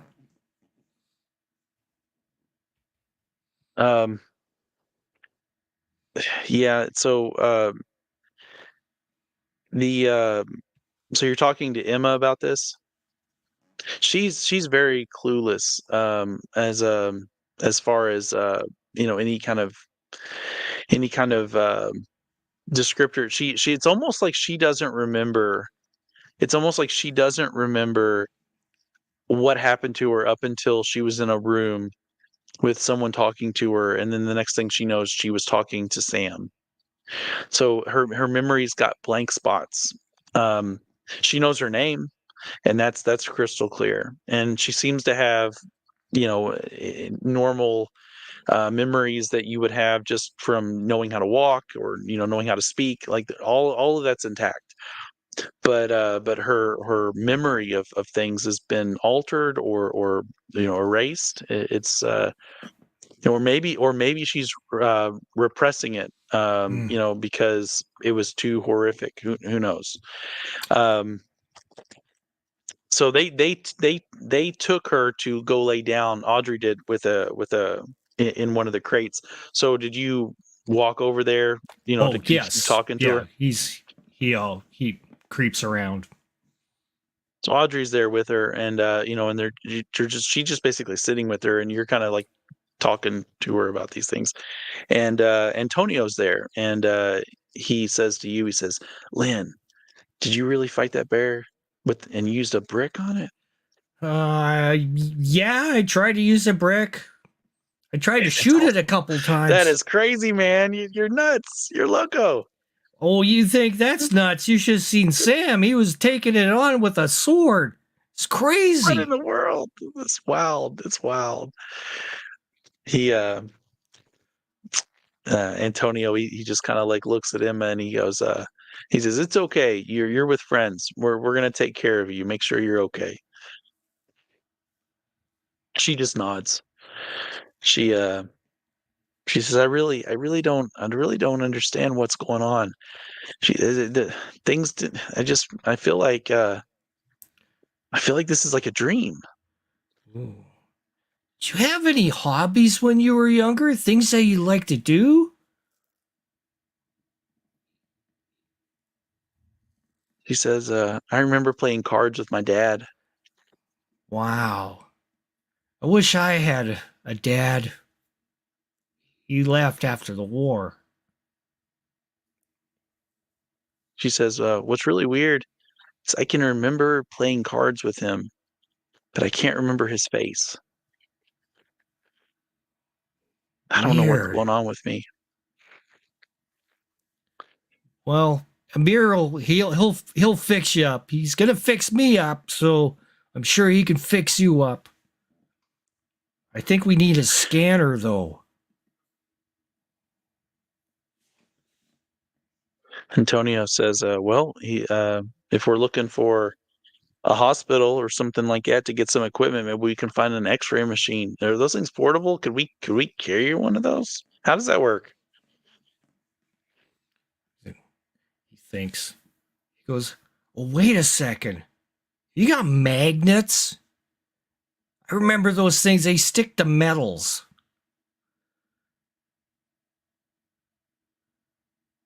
Antonio, he thinks about it and he goes, "Magnets. Yeah, we might have some of those in some scrap that we found." He looks at him and he looks at the back of her neck and he's like, not being evident towards the girl, but being suggestive. Hey. He kind of like nods at you without really saying anything else. Yeah. Let me go get some magnets. He hands his gun to Yulin and he goes, "Here, stay here and guard the crate." You know what I mean? Okay. He I'll go makes look sure for the the magnets. safety's on. Sticks it in his, and then pulls up his rolling pin instead. Looks back and forth. Good deal. So He runs off. The crate that you guys are in with Emma, there's not a lot here because no one. This is kind of like a spare crate. You had some additional kind of stuff kind of laying around here, but one of the things you had was a spare mattress. It's down here in this crate, and Emma's kind of sitting down on it. She was told to kind of rest up and get some sleep, but she's doesn't seem to be wanting to sleep at the moment. She's just kind of sitting with Audrey and with you, Lynn. And again, she doesn't really have a lot of answers, but she seems to be taking comfort from just the conversation and just the company, almost as if she's really craving that, just some, a human interaction, just a human touch, because she's really kind of out of it, and she doesn't really know how she got here or what's going on, really. But she seems to appreciate the company. Okay, she genuinely does. And she kind of just still kind of like holds her head and she kind of rubs her temple a bit just from the pain. She says, "Well, it's getting better, but I'm still in pain. I just, you guys don't have any aspirin or Tylenol or anything, do you?" Pills? Yeah. I don't know. Yeah, you'll have to ask Amir about that. He looks at his rolling pin, and he goes, "You know what this is? Have you ever seen one of these before?" Holds it. Why does it have two handles? She kind of looks at you and like tries to prevent from smiling too much. She kind of just chuckles to herself. You're He joking, shrugs. right? No, I've never seen one of these before. That was the first time I've been in a diner or burger thing. Whatever Sam called it. He says, "I think I do need to sleep a bit. This is still very confusing to me. I don't understand." He nods. I'll be here. I'll protect you. And he kind of just shakes his leg back and forth to feel the ease of the stitches and the dressing. Make sure he's got a little bit of room for movement. Good deal. She just lays down kind of in a fetal position and she just kind of like closes her eyes and she's laying still. Audrey, she comes over to you and she goes, "Lynn, are you okay? That leg and head, that looks pretty rough." Yeah, I'm okay. It's a little sore. The girl, Emma, she was asking if something about a Tylenol or aspirins. She says, "We ain't had those in years." I know, but she kind of smiled when I asked her what this was for, and he holds up his rolling pin. Well, I wouldn't give it too much thought. That girl's been through a lot. I don't know how much she's understanding what's going on just yet. Give her a night or two. Let her get some rest. Okay. He huddles back, thinking about that she could possibly be from the before time. Blows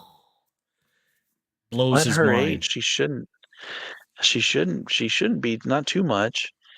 But who knows? Who knows what she's been through?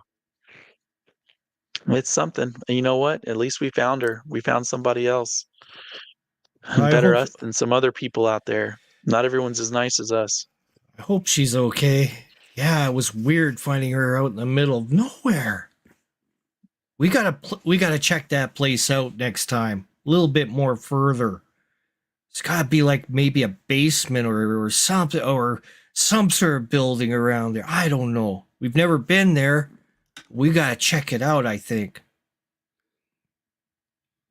Well, you need to get some rest too. You need to heal. I'm okay. I'll just stay here. I'll just stay here and make sure she's okay. Holds his Hey, pin. hey, Lynn, do you want me to get you some of that moonshine of Doug's? Maybe it might take the ease off that pain. Stink drink, maybe. I think maybe she could use a stink drink too. He smiles. She chuckles. She chuckles and kind of like to console you. She kind of like rubs her hand on your back and just lets you know like she's glad you're safe and you're back with the crew. Thanks, Audrey.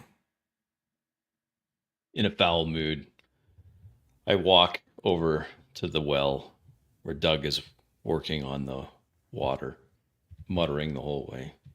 I can't believe people don't see what's obviously in front of them. And Doug, what's going on with the well? I hear we've got a potential problem. I just talked to Bobby. He said that the plants are starting to wilt and die. They look poisoned. What's up with the water? Doug is wearing a baseball cap and he kind of like takes the cap off for a second and wipes his brow and then he puts it back on. He's like, "Man, it's hot out here, and I'm really thirsty, but I don't want to drink this water just yet. To be honest, I don't really know. I don't really know what's going on here." Whoa, Doug, slow down. Just pull up some water. Let's take a look at it. Yeah, he brings up some water, a small pail of it, and he kind of holds it up to his nose and he's like, "Oh, it smells weird. It smells weird. It smells bad, but it doesn't." It smells like sulfur to me. This is for sure. We're in Texas. You may be too young to understand this, but there are places in Texas you dig a well, you get gas, you get oil, you don't get water right away. And if you get water, that just could be the water cap on top of the oil. How deep did you dig this? Did you see anything? Okay, here, come over here. I take out my knife, and in the dirt, I draw a derrick, like an assisted pump for oil. I say, you see any of these around here when you started digging this? Did you see anything like that? Anything like what? What are you talking about? This thing. Here, I'm drawing it for you in the dirt. Come on, Doug, work with me here. No. I've had a long day, Doug. I'm sorry, Sam. I'm sorry. Look. The well was doing great. We've had fresh water now for over a month. No, there was no issue. Everything was good. When did this start? This started when did you notice that the water started tasting bad? Well, I started hearing people saying things that like there was a little bad taste to it, but I didn't think anything of it. I mean, it's well water. It's not like it's gonna always be as great, as purified water or anything like that. Take me to your distillery. We got to take a look at your distillery. All right. You know where you make that rot gut of yours? Let's go take a look. Oh, I've got a sinking suspicion. He takes you back to one of the crates next to his where he's got the distillery and all that stuff set up. I walk and notice that Revy doesn't lap up the water from that small. She sniffs the water and then she doesn't touch it. That's not a good sign. I walk him He said, behind to be Doug. honest, as you guys are walking, he says, I look, to be honest, I didn't really think anything of it other than it's a little bit of a bad taste.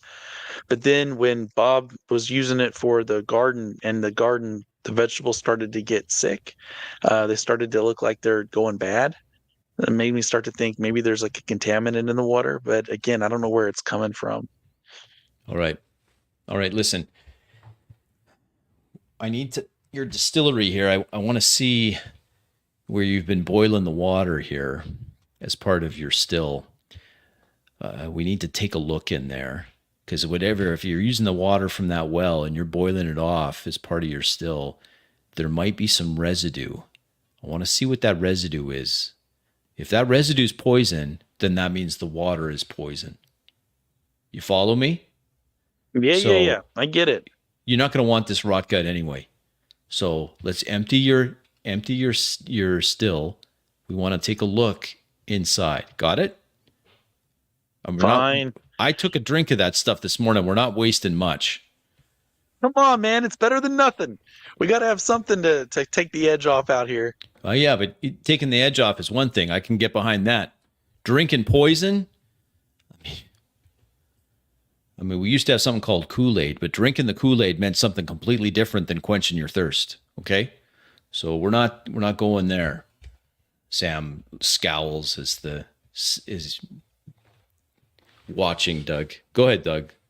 We gotta get to the bottom of this. If this water's killing us, then just another reason, I say. So look up at the sun getting lower in the sky. Just another reason. I'm fine. Lynn, back over to you. You're hanging out with Emma. She's laid down. Her eyes are closed. And Antonio runs back. He's got like some small magnets that he found like in his stash of various little things that he's picked up. And he says, here, I found some magnets. What do you want to do with it? And he hands them to you. Cool. I'll check things out later. I'll let you know. He tucks it away. He tests it on part of the bed frame on one side, making sure it's good and strong. Yeah, it is. It's a pretty good solid magnet. You can test it on the bed frame, and it sticks right to it. It kind of pulls away from you. Pulls out. Emma's positioned in a way where you could test it on her without waking her up if you wanted. He slowly makes his way over. Make a sneak. You are very stealth-like in how you do it. Okay. The magnet. Does it? He checks to see if it pulls first. When it's up next to her body, the magnet flies out of your hand and attaches to her skin where the scar's at. Oh my!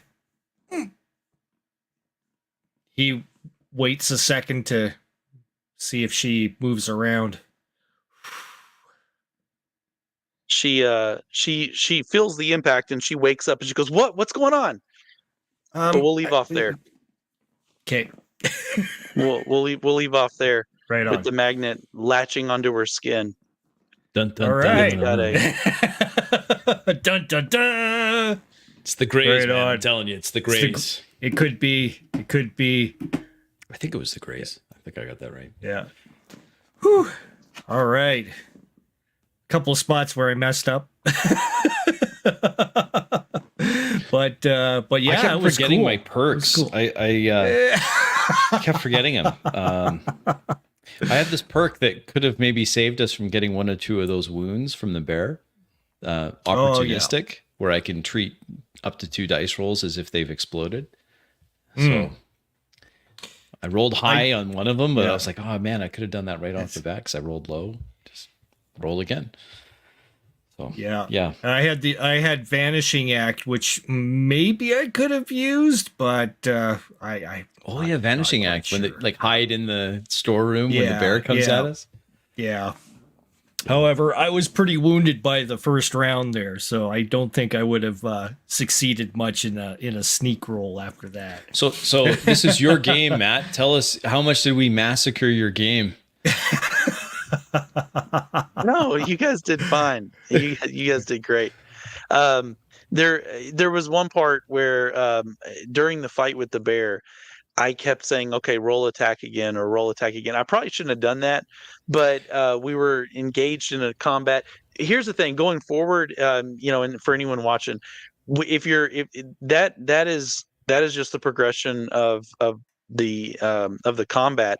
You guys could have done anything else. Like it wasn't that you had to keep fighting the bear, but I was getting the impression that that was your intention.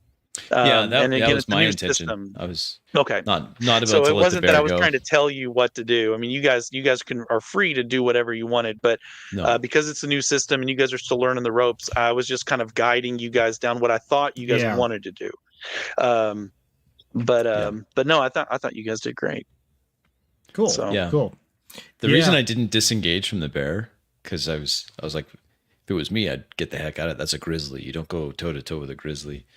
But we had, I was a hunter.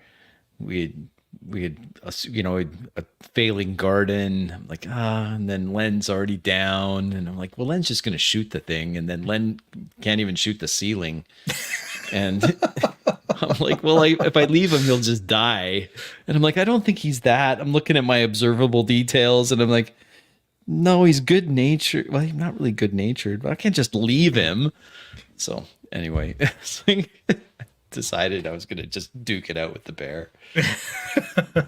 Good 40 move, Rick, on the winch on the Jeep. That was good. That was awesome. I was like, right on.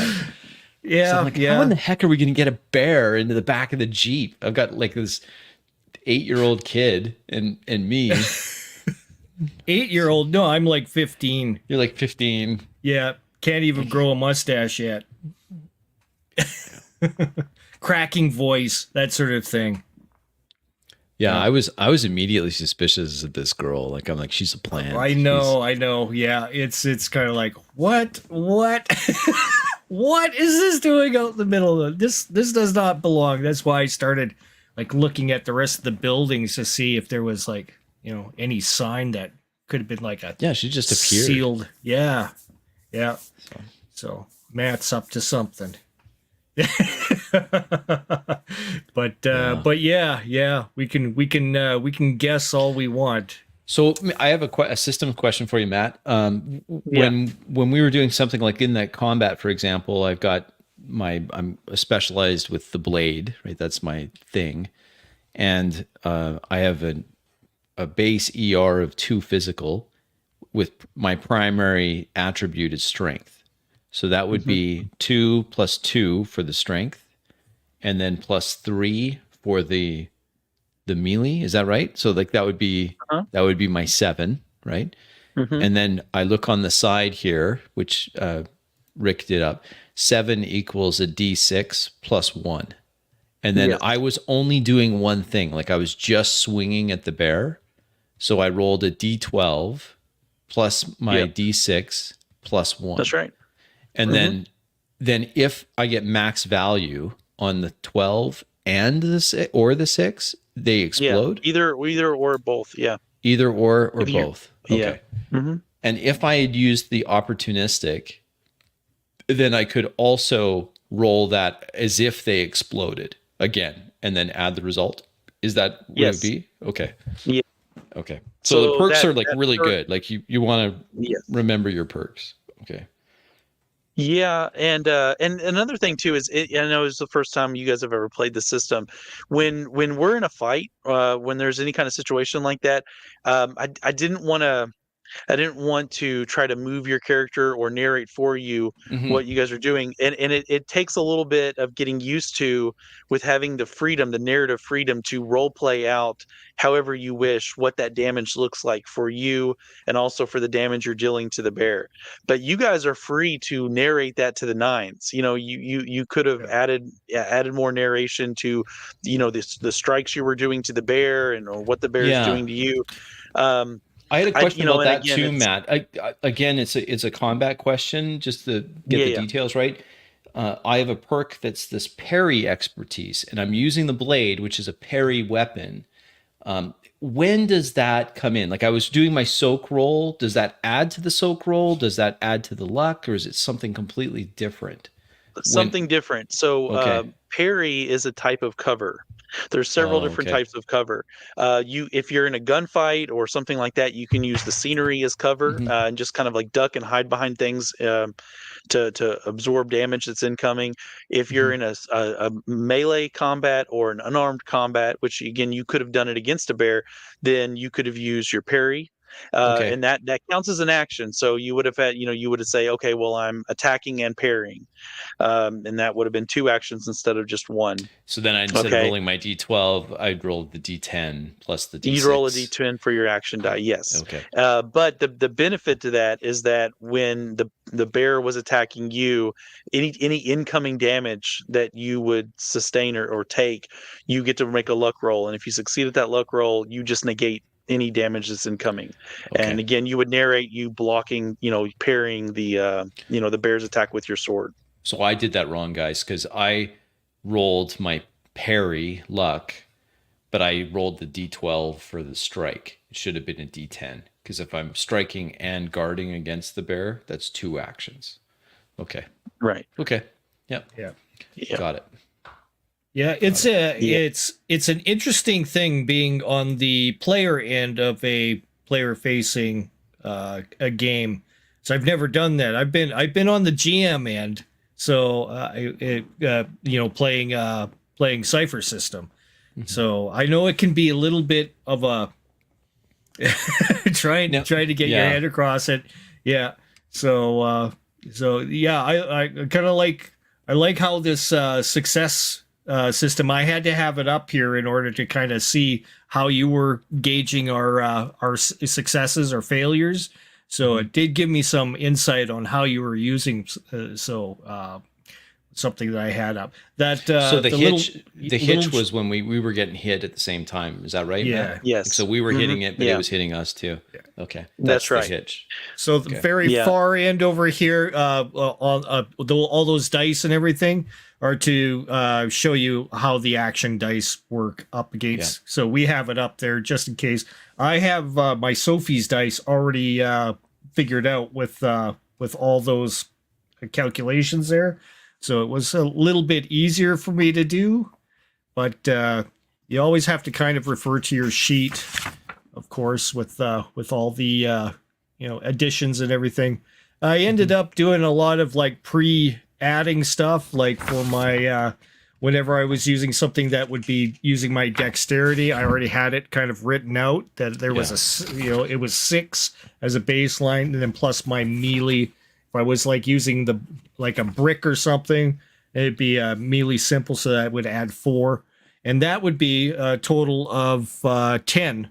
So I would roll a D12 for my first die, which is my action die if I'm only doing 1 action, and then the D10. So it's a fairly easy system to grasp, especially when you got everything on your page as well. So as you have that chart right here as well.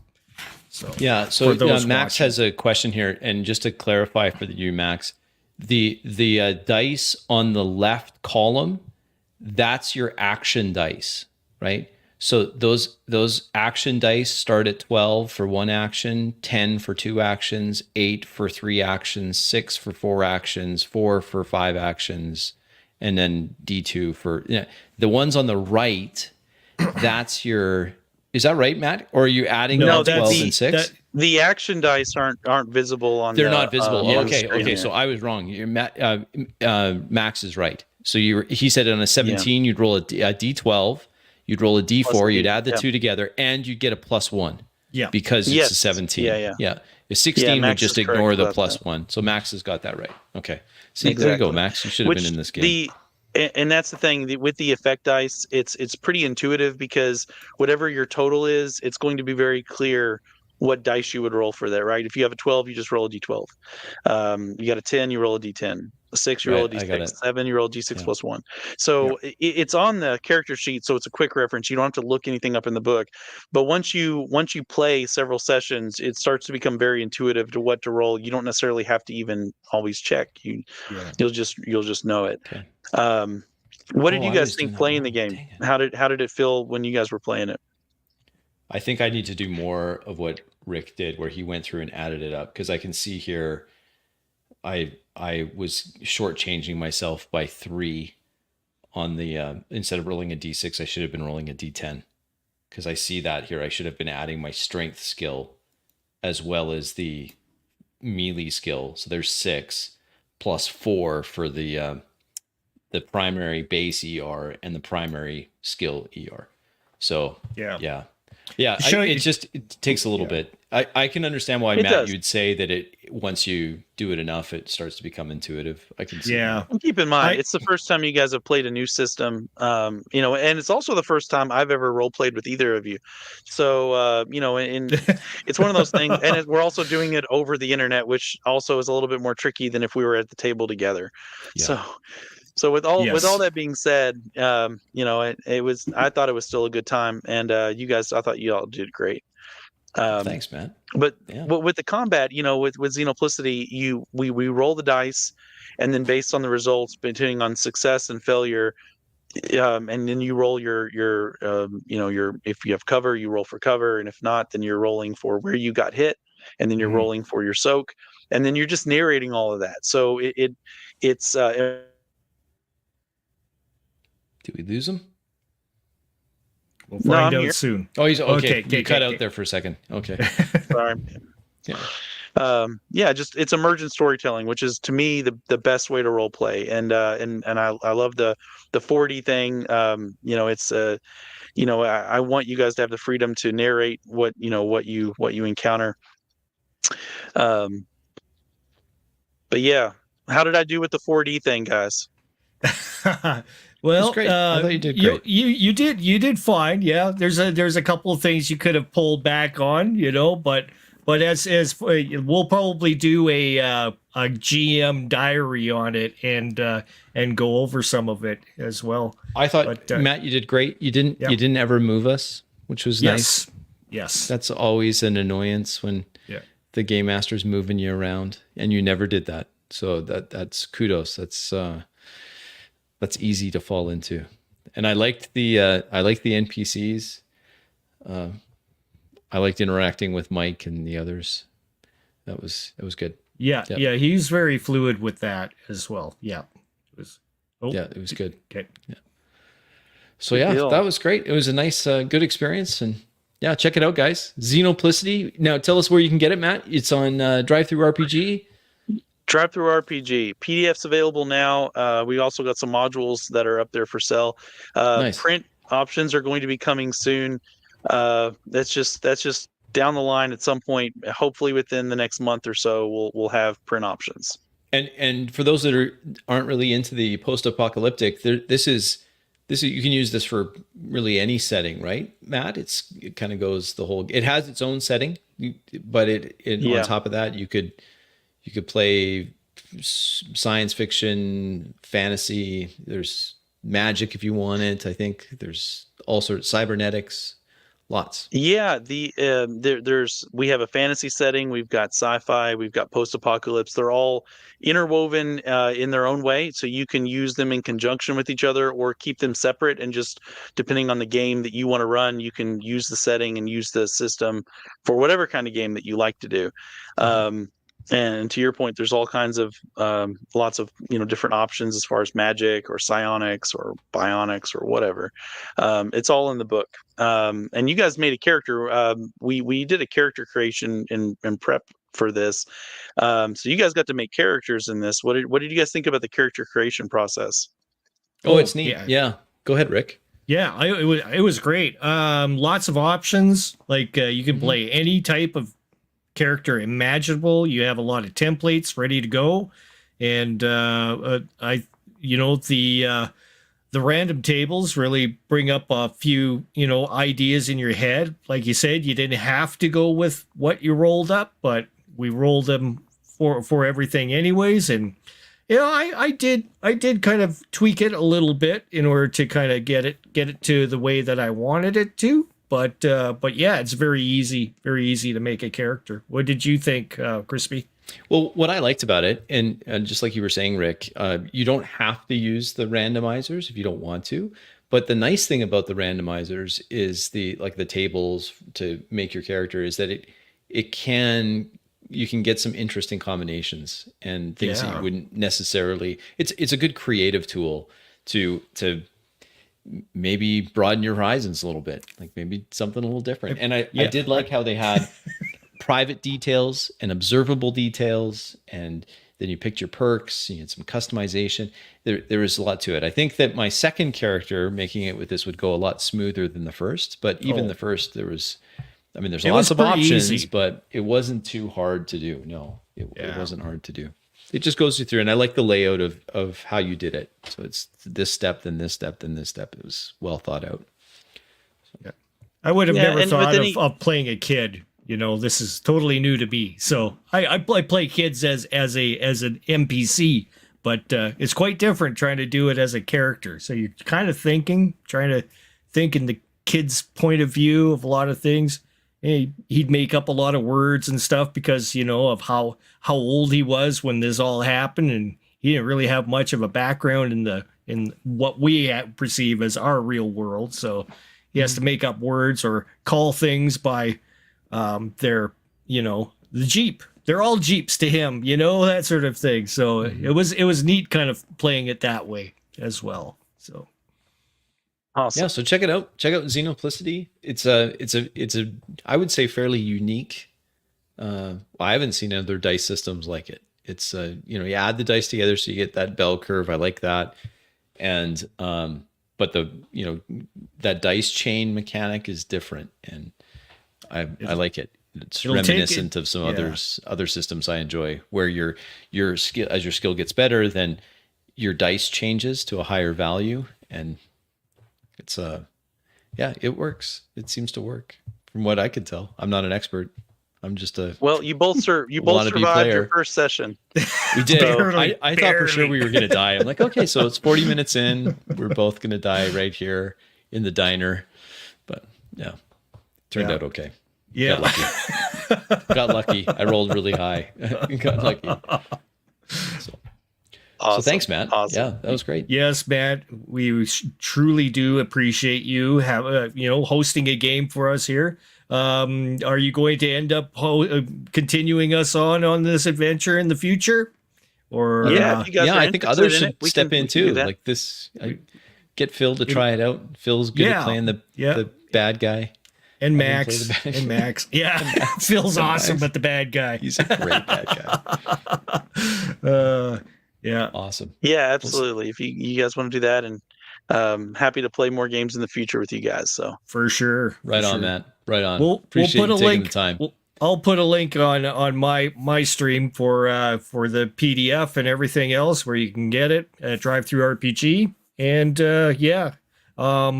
also. And I'll also have a link here for people to go to Matt's Xenoplicity YouTube channel as well. There's lots of videos there to show you how to play the game, and also check out the interview I did with Matt as well. He was very informative in that interview. I let him spiel everything out on how it was all put together, and it's a fascinating story all on its own too. So absolutely. Alrighty, let's go ahead and lead this off with the ending, the typical stuff. So here we go. We'll see you on the other side.